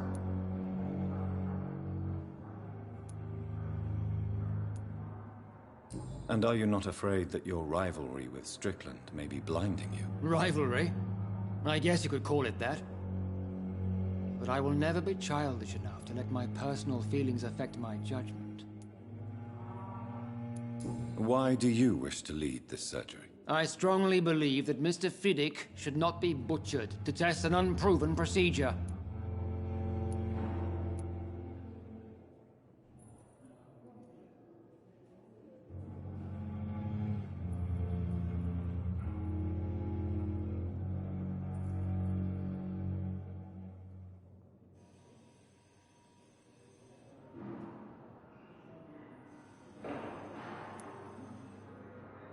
Other people may say that's too conservative a point of view. Conservative? And what are you going to say to Mr. Fiddick if he loses his arm because of the operation? Because that's what's going to happen if the surgery is a failure.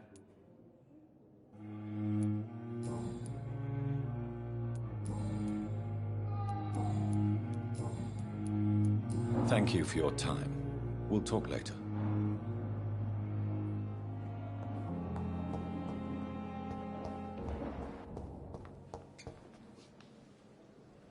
Good evening, Dr. Strickland. And good evening to you, Dr. Reed. Can I be of any help? Goodbye, Dr. Strickland.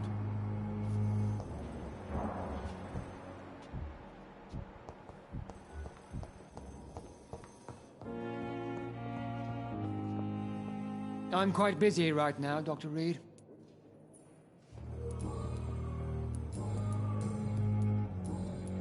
Thank you for your time. We'll talk later.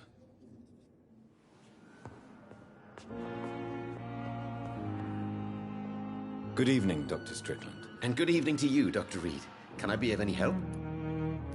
Goodbye, Dr. Strickland. Good evening, Dr. Strickland. And good evening to you, Dr. Reed. Can I be of any help? Goodbye, Dr. Strickland.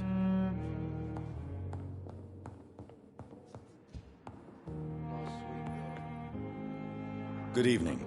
I'm Dr. Reed. Can I help at all? No. Really? Why are you here, then? I don't want to talk. My throat hurts too much. I suppose that this pain is the reason you're here. Is someone taking care of you? Yes. And no. Could you at least tell me your name, sir? Mortimer. Mortimer Goswick.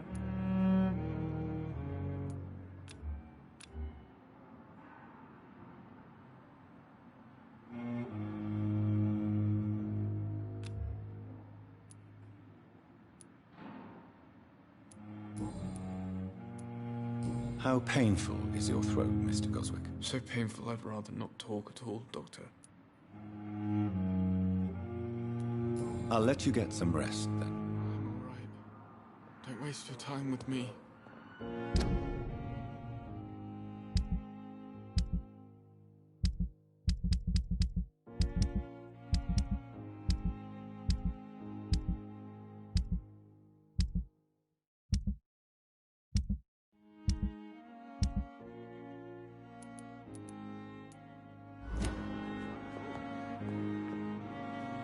Good evening, madam. Can I help you? It's my son who needs you, sir. I'm Dr. Jonathan Reed. How can I help your son? I'm Beatrice Goswick, mother of Mortimer Goswick. Could you check on him, please, Dr. Reed? I've heard much of your talents as a physician. Do you require medical attention as well, Mrs. Goswick? I have other concerns right now, Doctor. But I'm fine, thank you.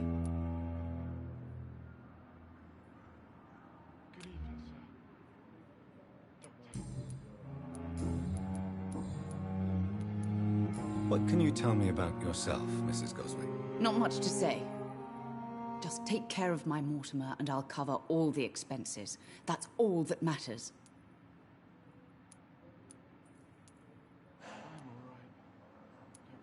May I ask if you have an occupation, Mrs. Goswick? I'm a teacher by profession. I teach young women who are more ambitious about their futures than their families. Are you really that rich? Most of the patients here are of a more humble origin, if I may say so. Yes, thanks to my husband. May he rest in peace.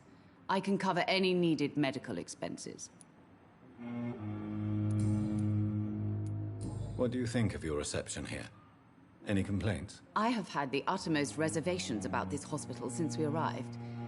But we had no other choice, considering the state of emergency. Is there something in particular that's bothering you? Some of the staff were not especially welcoming. I suspect they're not accustomed to dealing with patients of such social standing. Tell me more about your arrival at the Pembroke Hospital. What gave you such a bad first impression? The ambulance driver was quite rude, for a start. And that nurse, Miss Hawkins, seems to have quite a dubious attitude. What do you mean? She managed to secure a bed for my son despite the epidemic. It was a relief, but it wasn't cheap.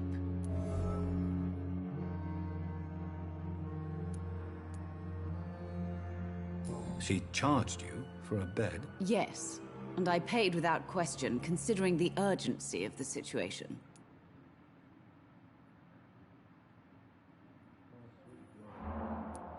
I share your concern, Mrs. Goswick. Be sure that I'll talk to the people involved. I don't expect compensation, Dr. Reed. But I'm aware such behavior would not be tolerated in other hospitals.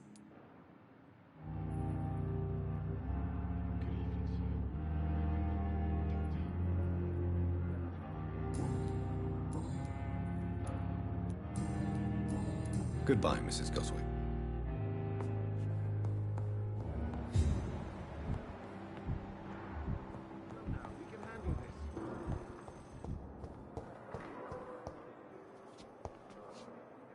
Good evening, nurse. Good evening, Doctor. I don't think we've been introduced yet. My name is Pippa Hawkins. And I'm Dr. Jonathan Reed. Dr. Swansea has recently offered me a position in this hospital. Well, it's a euphemism that your help will be appreciated, Doctor.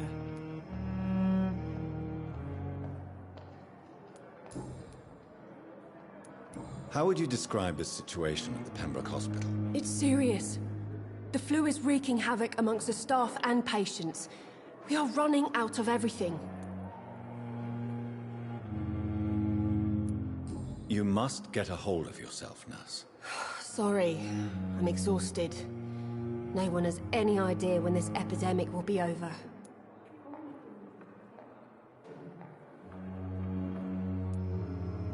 Nurse Hawkins, the Spanish flu won't last forever. Even the Black Plague didn't kill everyone. I wish I could believe you. But what if this epidemic was worse? What if in the end, nobody was spared?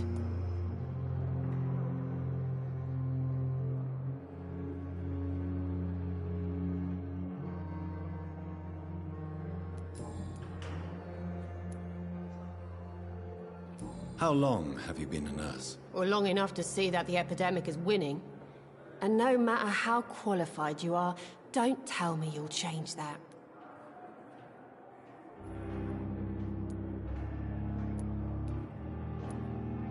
You'd be surprised what dedication can achieve, Nurse Hawkins.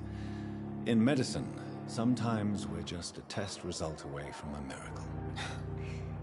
Sorry, Doctor. I don't want to sound bitter, but I'm just too tired to give a pep talk like Nurse Brannigan.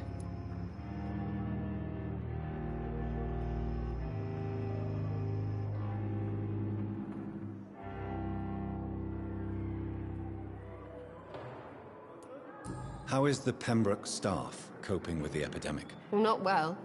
Milton, the ambulance driver, is even more grumpy than usual, especially concerning doctors.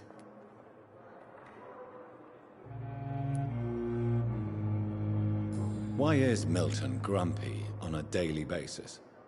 Is it just an act? Milton's not the kind of man who's bothered about a bad reputation, whether he deserved it or not. Why does Milton dislike doctors? I don't know. Just ask him. But be warned, Milton is not the chatty type.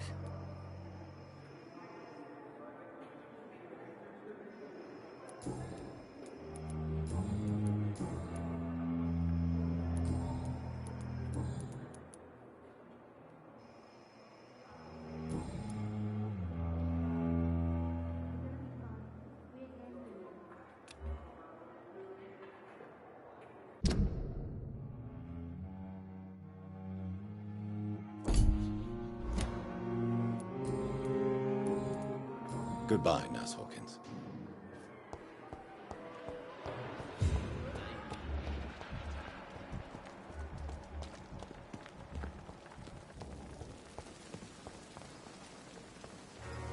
Good evening, Milton. Good evening, Doctor. Still trying to save lives?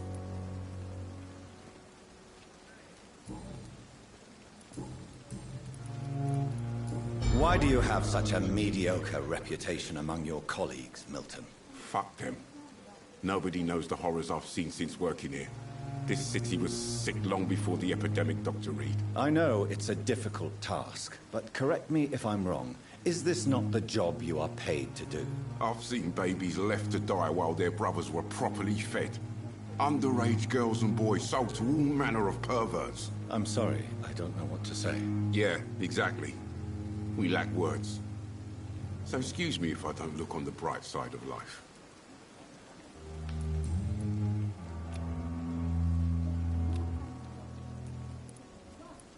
I'd like to see your goods. Wise choice, Dr. Reed. A reliable gun is what everybody needs these days.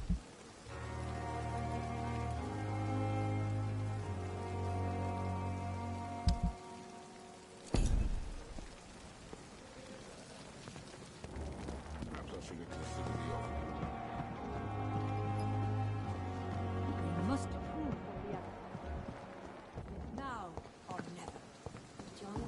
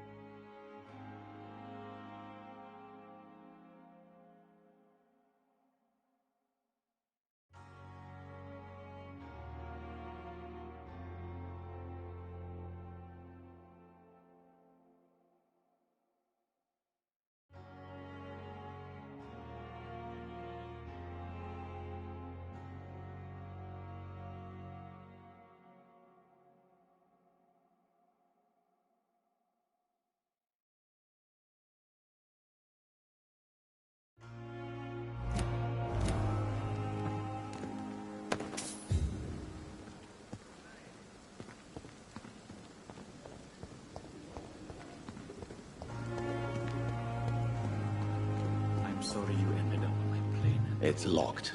Sir. I understand you must be very angry about this unfair situation. I managed to arrange to have you buried in the same mass grave as your wife. I hoped that might help.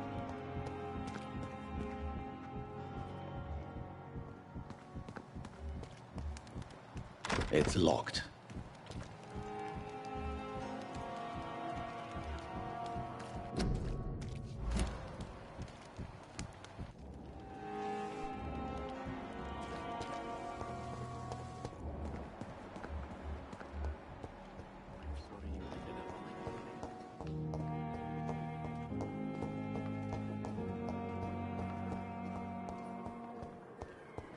Another night of the glorious battalion of Pembroke.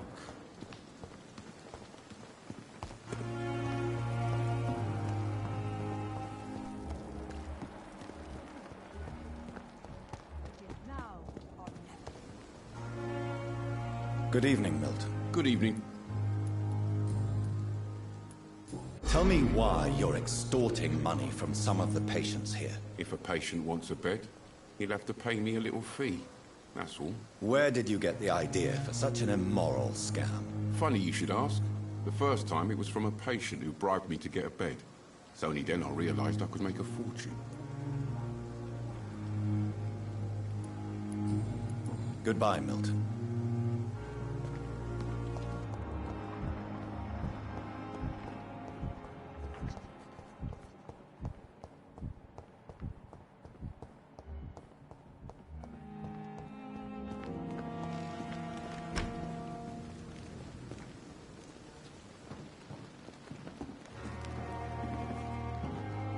It's locked, all right.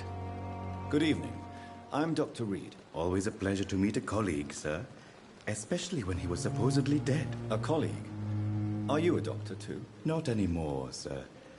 I used to be Dr. Rakesh Chadana. Now, I'm just Mr. Chadana, pawnbroker and humble guardian of this morgue. What do you mean, you used to be a doctor? Was your license revoked? No, sir. It is just that I like to be precise. I run a little pawn shop while taking care of the dead. But I used to be a real doctor.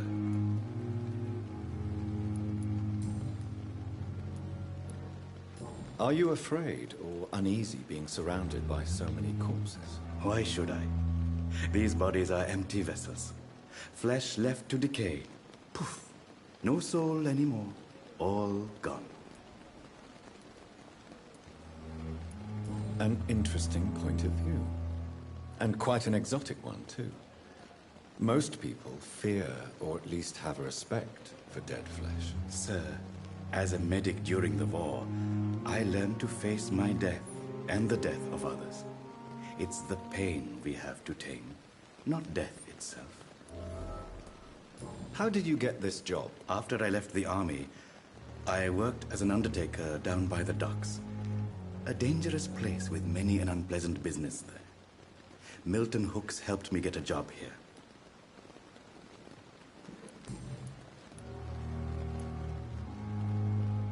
Do you work here alone? Yes, very easy work, sir.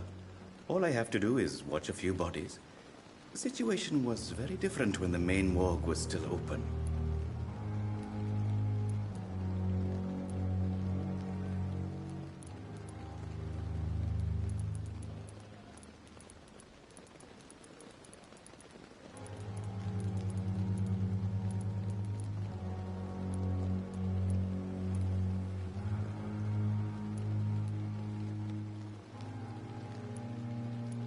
Why do you have to watch these bodies? Because these poor fellows have no names. We keep them in case someone comes looking for the missing. Sadly, very rarely happens. Why close the hospital's main morgue? It was for sanitary reasons after the beginning of the epidemic. Cadavers had to be moved to the nearest mass grave.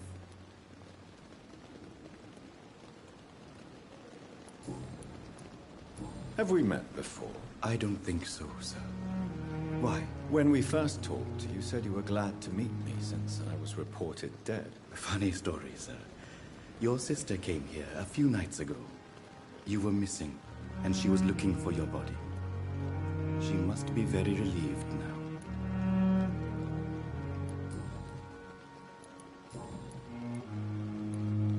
A pawnbroker?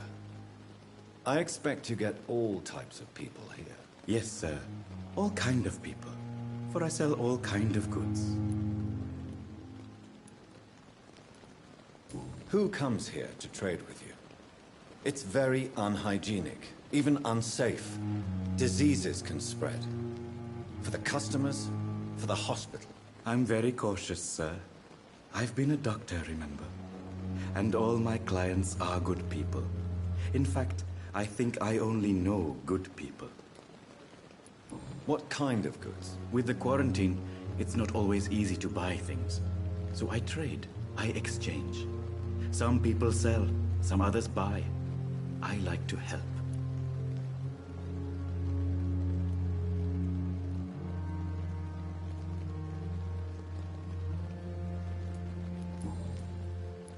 Since you're not afraid of dying, do you believe in life after death, Rakesh? No. I believe we must do all the good we can while alive. For our time is short, and the obstacles are endless. Do you think you would enjoy immortality as a concept? I don't think so. Don't mistake me. I love life, and I'd like to live a long life. But everything has to decay, sir. Even goodwill. Do you really believe goodwill cannot last? As I said, sir, everything decays. If I was to never die, goodness, I would be bored or worse. And I like to be helpful, sir. Quite depressing, wouldn't you say? Yes, but the good news is, we'll all die before losing our humanity, sir. So you're ready to die? No, I am not. I don't fear death, for I won't see it. What troubles me is the pain my death will inflict to those I know. You're a wise man, Mr. Chidana. No, Dr. Reed. I am a foolish man. But I like to think otherwise. Goodbye, Mr. Chidana. Tomorrow, more bodies. Good evening, Dr. Reed. Please show me. Of course.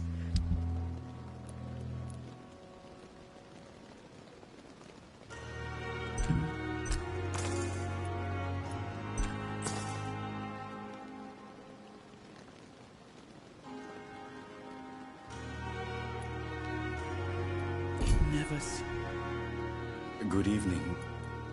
Please show me what... Of course.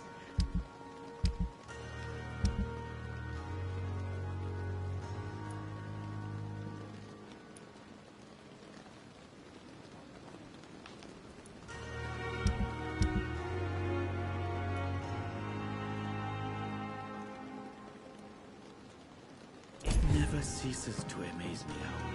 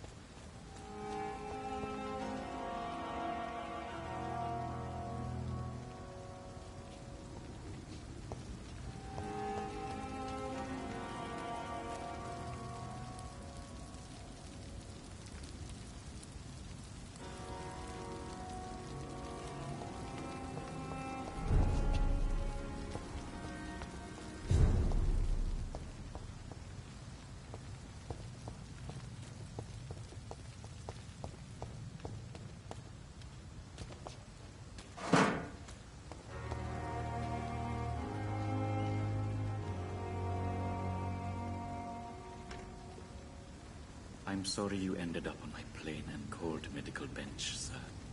I understand you must be very angry about this unfair situation. I managed to arrange to have you buried in the same mass grave as your wife. I hope that might help.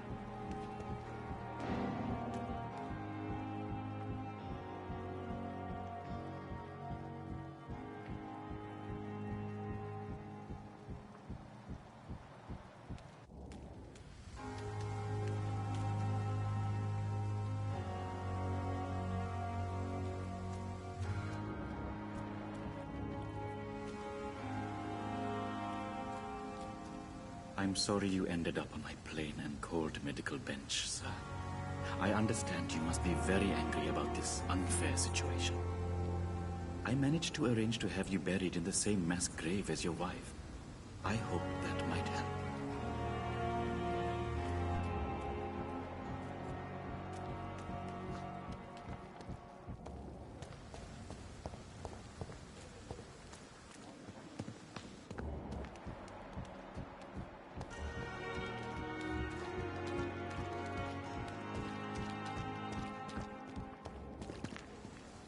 I'm sorry you ended up on my plain and cold medical bench.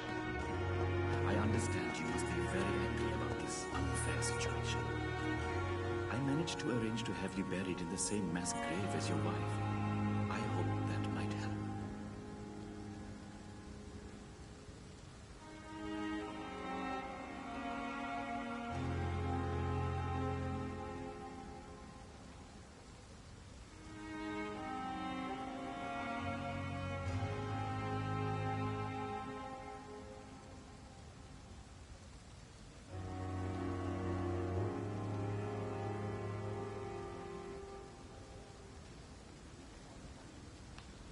I'm sorry you ended up on my plain and cold medical bench, sir. I understand you must be very angry about this unfair situation. I managed to arrange to have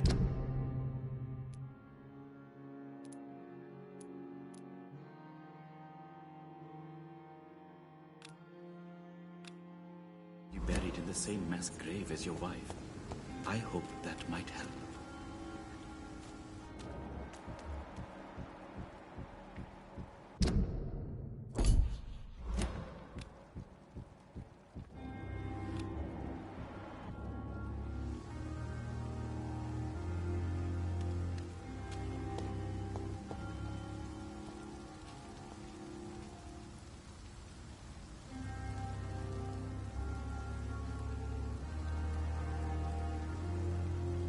I'm sorry you ended up on my plain and cold medical bench, sir.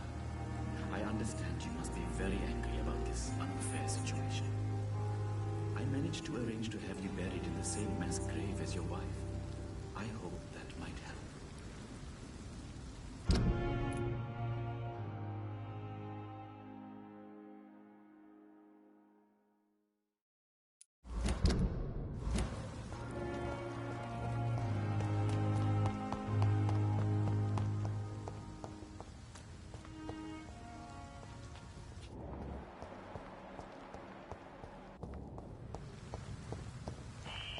Scowl voices in the garden. I should investigate. If they were to find somebody.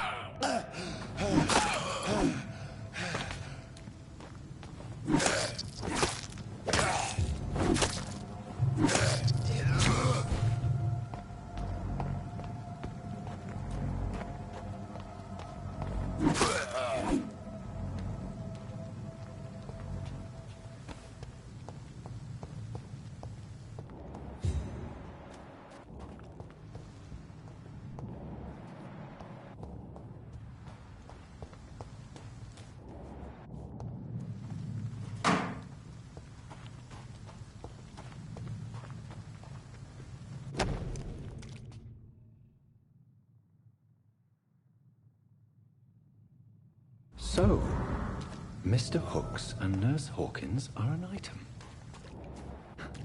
Those two have hidden their affections well.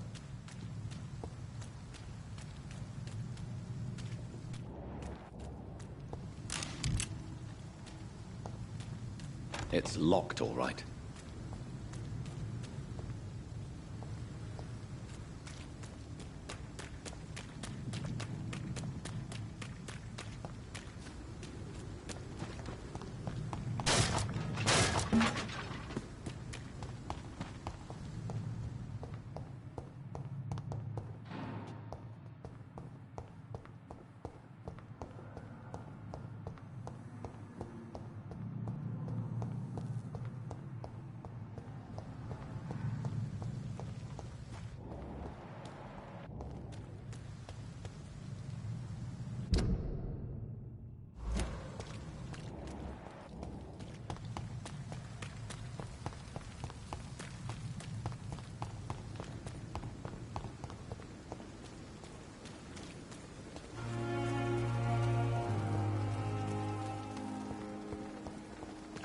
Pembroke is so lucky to have Dr. Reed, you know. Good evening, Milton. Good evening, Doctor. Still trying to save lives? I have some good news, Milton. What? The epidemic's over? I retrieved your wallet, with all the money and a certain picture. Well, yeah, Pippa Hawkins is my girl. So what? Is it the difference of skin colour that bothers you? Not at all, Milton. Good. Please, take this money anyway. To remind you to keep your mouth shut. Not everybody is as broad-minded as you, Dr. Reed. What's going on between you and Nurse Hawkins? Pippa's tired. Tired of all this shit. Tired of all those corpses piling up. She's as depressed as I am.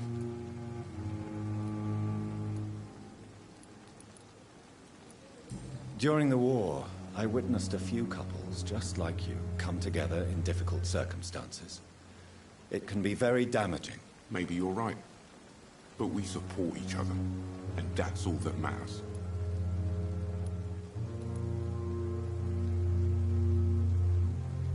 You do realize you could both get fired. Hospital staff are not meant to have intimate relationships with one another. Come on, Dr. Reed. Do you know how many rules are broken in this hospital every day just to keep it running? There's nothing wrong with what we're doing.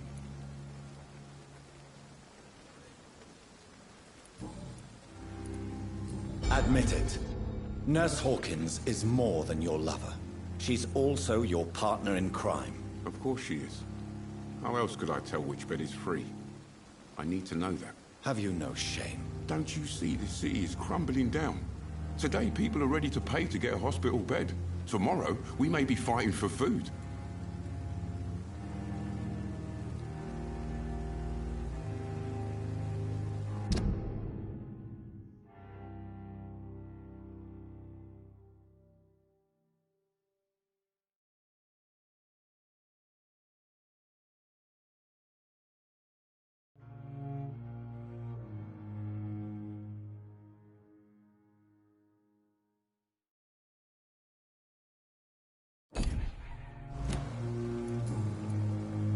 Goodbye, Milton.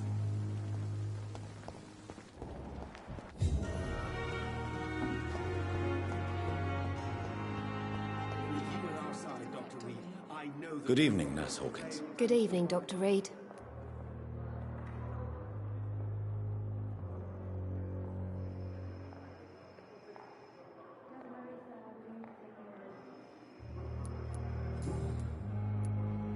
Milton cheats patients out of their money at this hospital, Pippa. Are you his accomplice? Yes, I am. Is this your definition of being useful? By abusing the sick and poor? No. It is my definition of getting out of this useless life once and for all.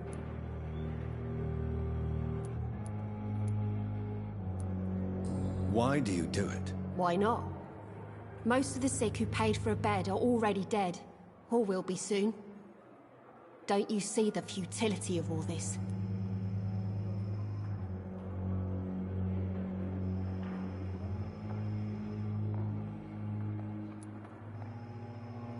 How can you be affected by the misery around you, and be so heartless at the same time?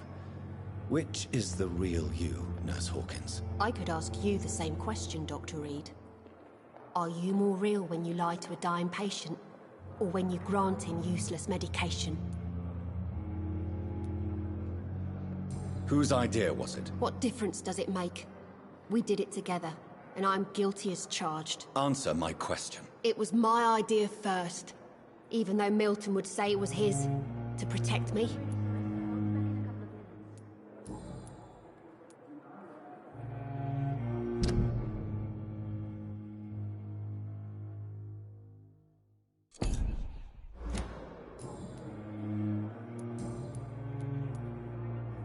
Pepper, I know you're very close to Milton Hooks. Yes, Milton Hooks is my man.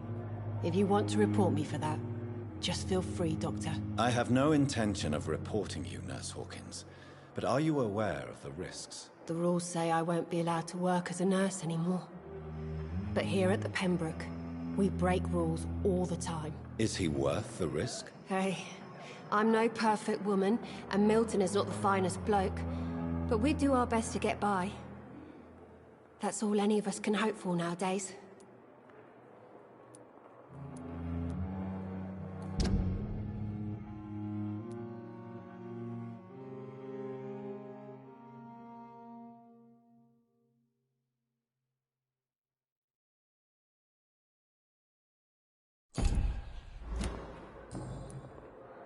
Goodbye, Nurse Hawkins.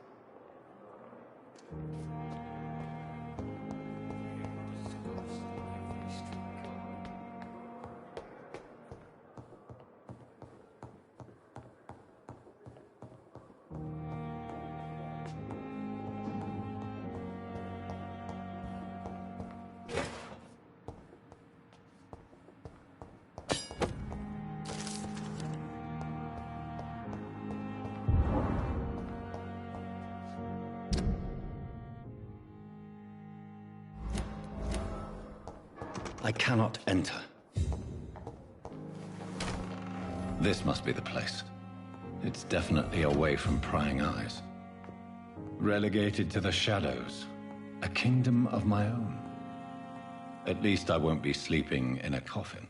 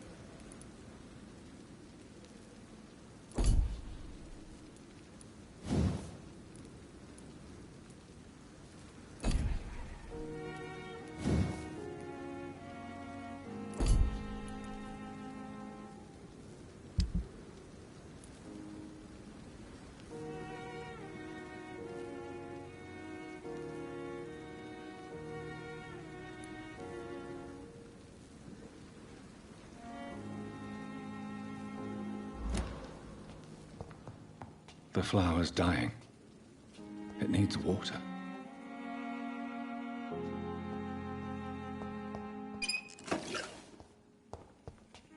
The flower's dying. It needs water.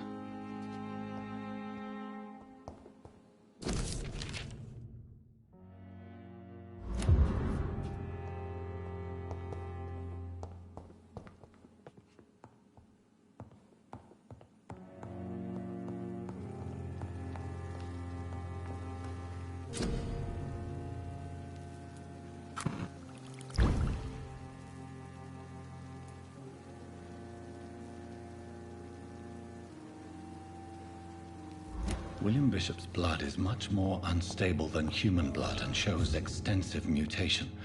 But this is not what happened to me. I must keep on searching.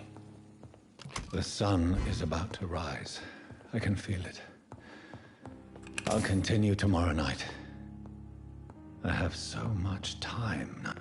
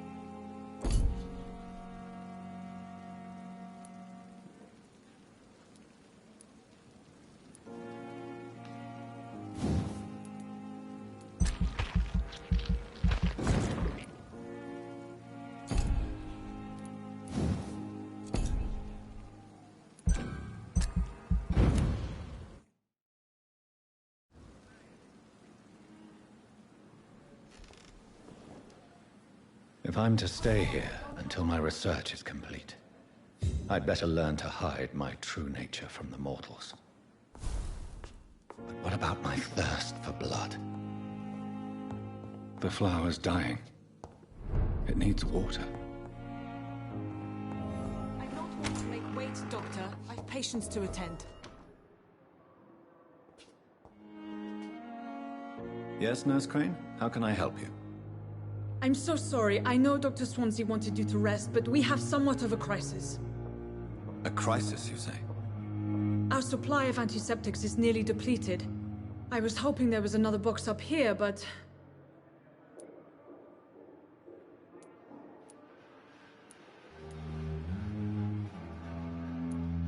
Sorry. There's nothing here. Some of the patients won't last the night without them. Honestly, sir, I'm beside myself. I may have a solution. In France, during the war, drugs shortage was a daily problem, and we had to use our wits to overcome the shortages. However do you mean? If combined correctly, certain household chemical products can be used in a pinch instead. Now, where's the hospital storeroom? The storeroom? Fat chance. This is the Pembroke, and space is luxury we don't have. Everything used to be stored in the old morgue. Perhaps I should look there first. Where is this morgue? It's the large building behind the hospital. You'll need to go in the back door because it's been sealed off for sanitary reasons. Take this key. It opens a small back entrance at the end of a narrow street. The abandoned morgue behind the hospital. A small door at the end of a narrow street. On my way, then. Thank you, nurse.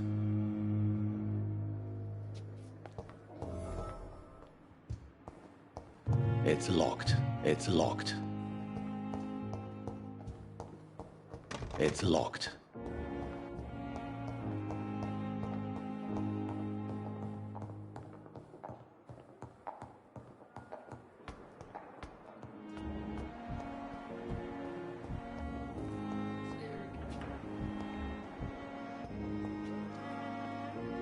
Good evening, miss.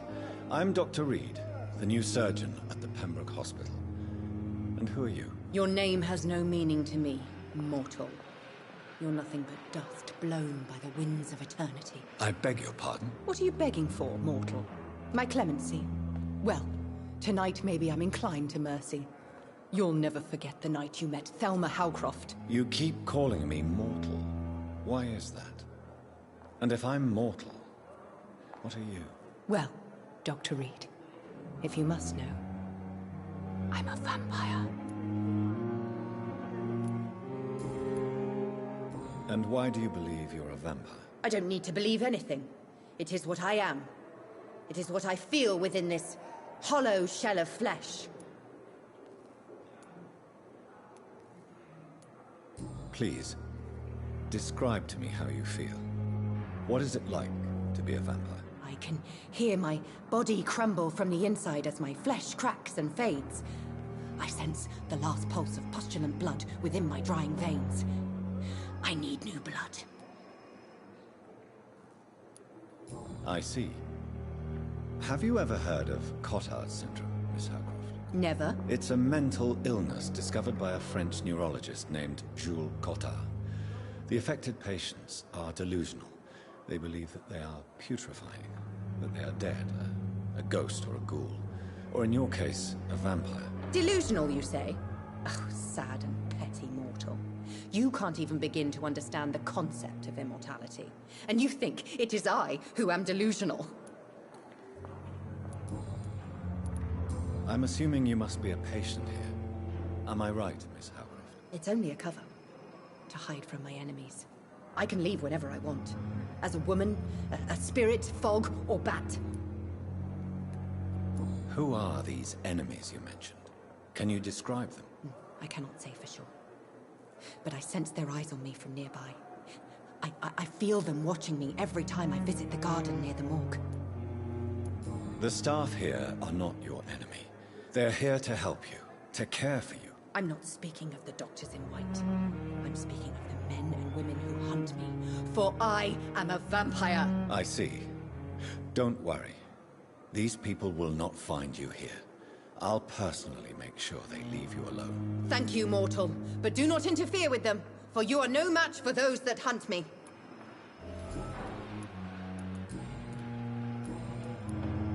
Who are you really, Miss Howcroft? I mean, apart from being a vampire. Is that not enough for you, puny mortal? What do you require? Proof of my powers? I'm curious to know who you were before becoming a vampire. No, such a long time ago, I don't remember. Centuries of unholy life can have strange effects on one's minds, you see? I'll leave you, Mistress of the Dark, to your nocturnal activities.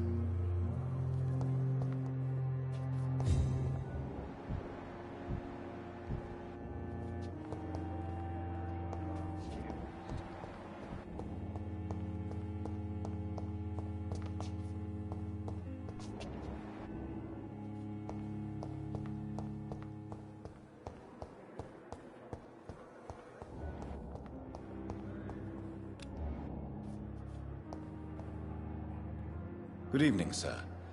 Can I help you? Unless you're here to fix my face. No.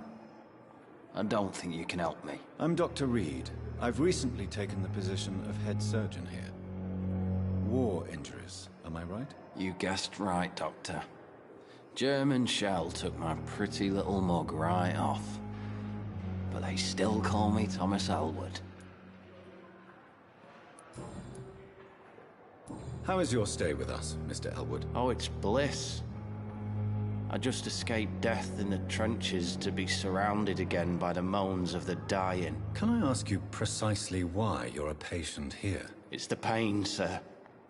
The drugs don't work. It just hurts under the scars, if you get my drift.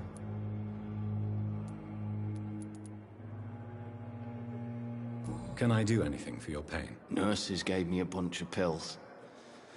No effect. Told you. It's like the flames are under my skin, burning away. Who is treating you? Is someone in particular looking after your case? Nobody since the old and tired doctor spoke to me. Started to think I was forgotten about. Wouldn't blame you. You don't seem worried by that. My face hurts so much more when I smile or cry. I've learned it's easier not to speak. But be assured I'm smiling inside.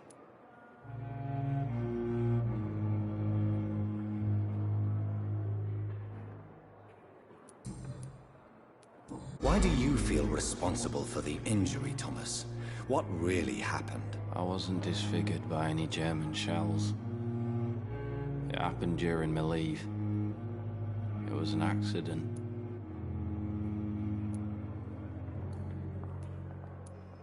Tell me what really happened then. I went with a whore in Rouen.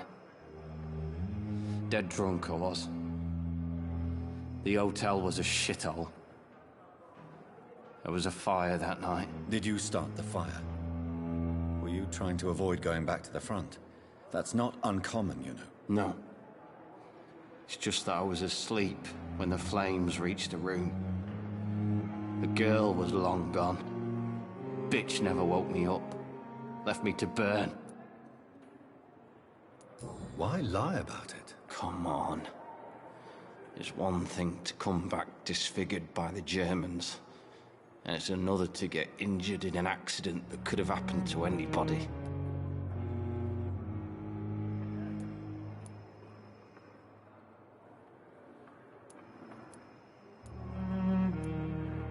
Beauty is not everything, Mr. Elwood. Says Mr. Pretty Face.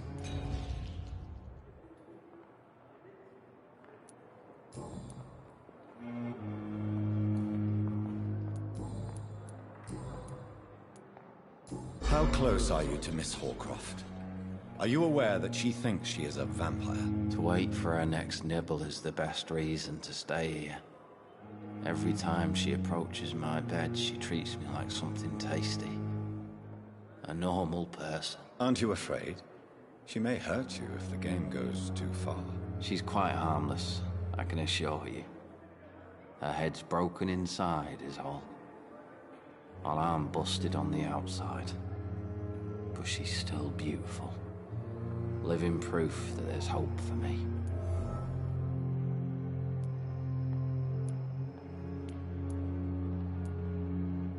So do you let her bite you? You know that's not sanitary. And why not?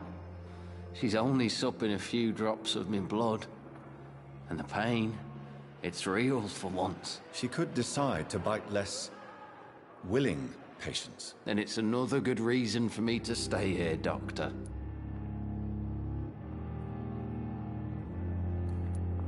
You do realize she's mentally disturbed. It's called the Cotard syndrome. She truly believes she's a vampire. In her madness, she never refers to my scars. And frankly, if I could, I'd join her world. It seems much more fun than the real one.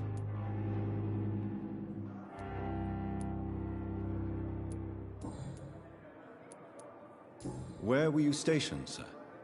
Did you serve for long? I really don't want to talk about all this shit. No offense. I was pushing too much. I served in France myself.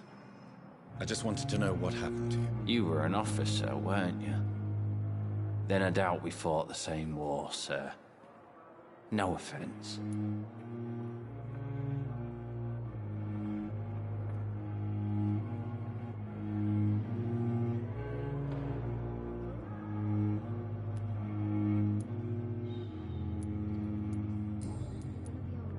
Goodbye for now, Mr. Elwood.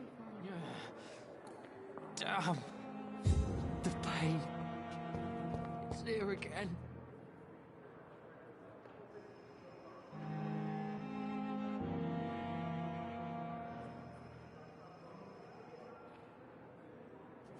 Fear and disgust on every street corner.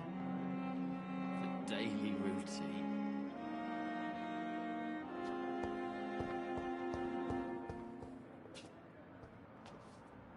Good evening, Mr. Hampton. How do you feel? Dr. Reed, is it? Oh, sir, I must apologize for my behavior. What do you mean? I was not myself in the factory. Fear and exhaustion made me say awful things to you, I'm afraid. You remained perfectly nice and polite. A little delirious, perhaps. But who wouldn't be after enduring an abduction? Thank you, Doctor. That's a relief. Now all I need to do is rest and return to my flock.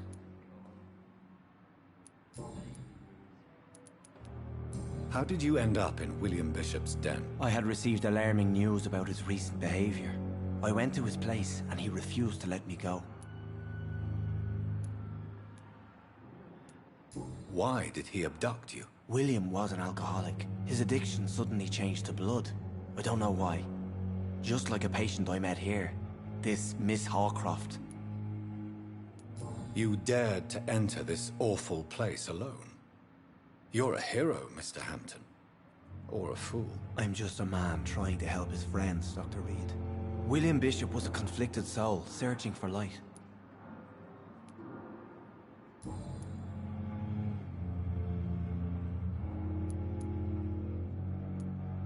Do you know Tom Watts, the bartender from the Turtle? I met him before I found you in the canning factory. Tom? Yes, of course. Always the helping hand, good old Tom. Without men like him, corruption and despair would have wiped out the East End long ago.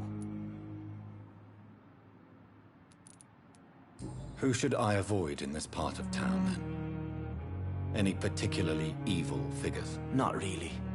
Most men and women are just doing their best. And it's not my habit to speak ill of people I know, Doctor. People are still in despair. How could it be otherwise? The authorities have left us all to rot in this contagious nightmare. No drugs, no advice, nothing. It's a damn shame. What is the general situation in the East End docks? The situation has always been tough, with a lot of tensions between the gangs and the dockers' trade union. The wet boot boys are very nervous since they lost their leader.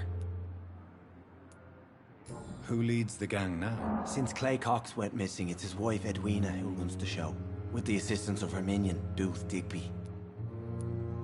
Has the gang been threatening you? Ah, no. I've had this nickname for so long, you know, the sad saint of the East End. No one dares to bug a saint, not even criminals.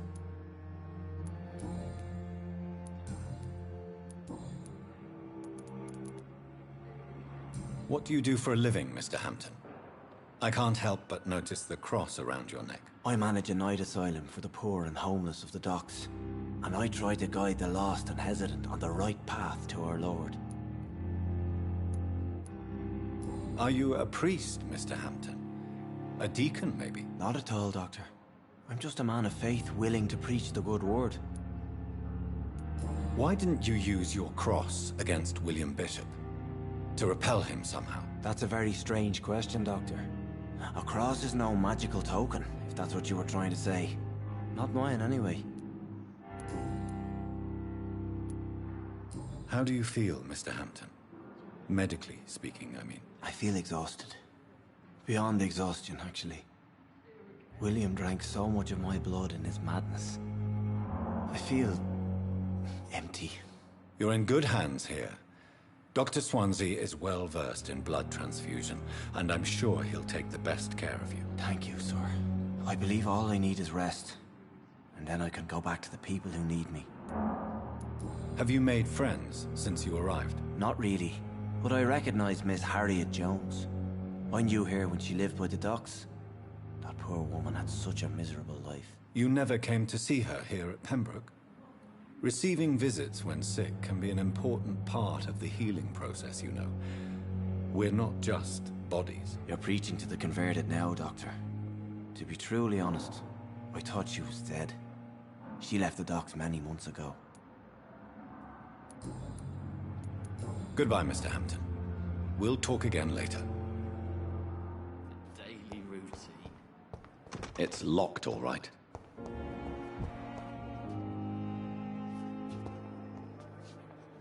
I wish I could be sick again.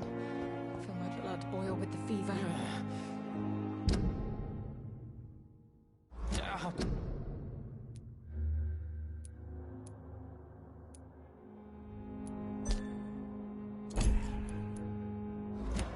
A giant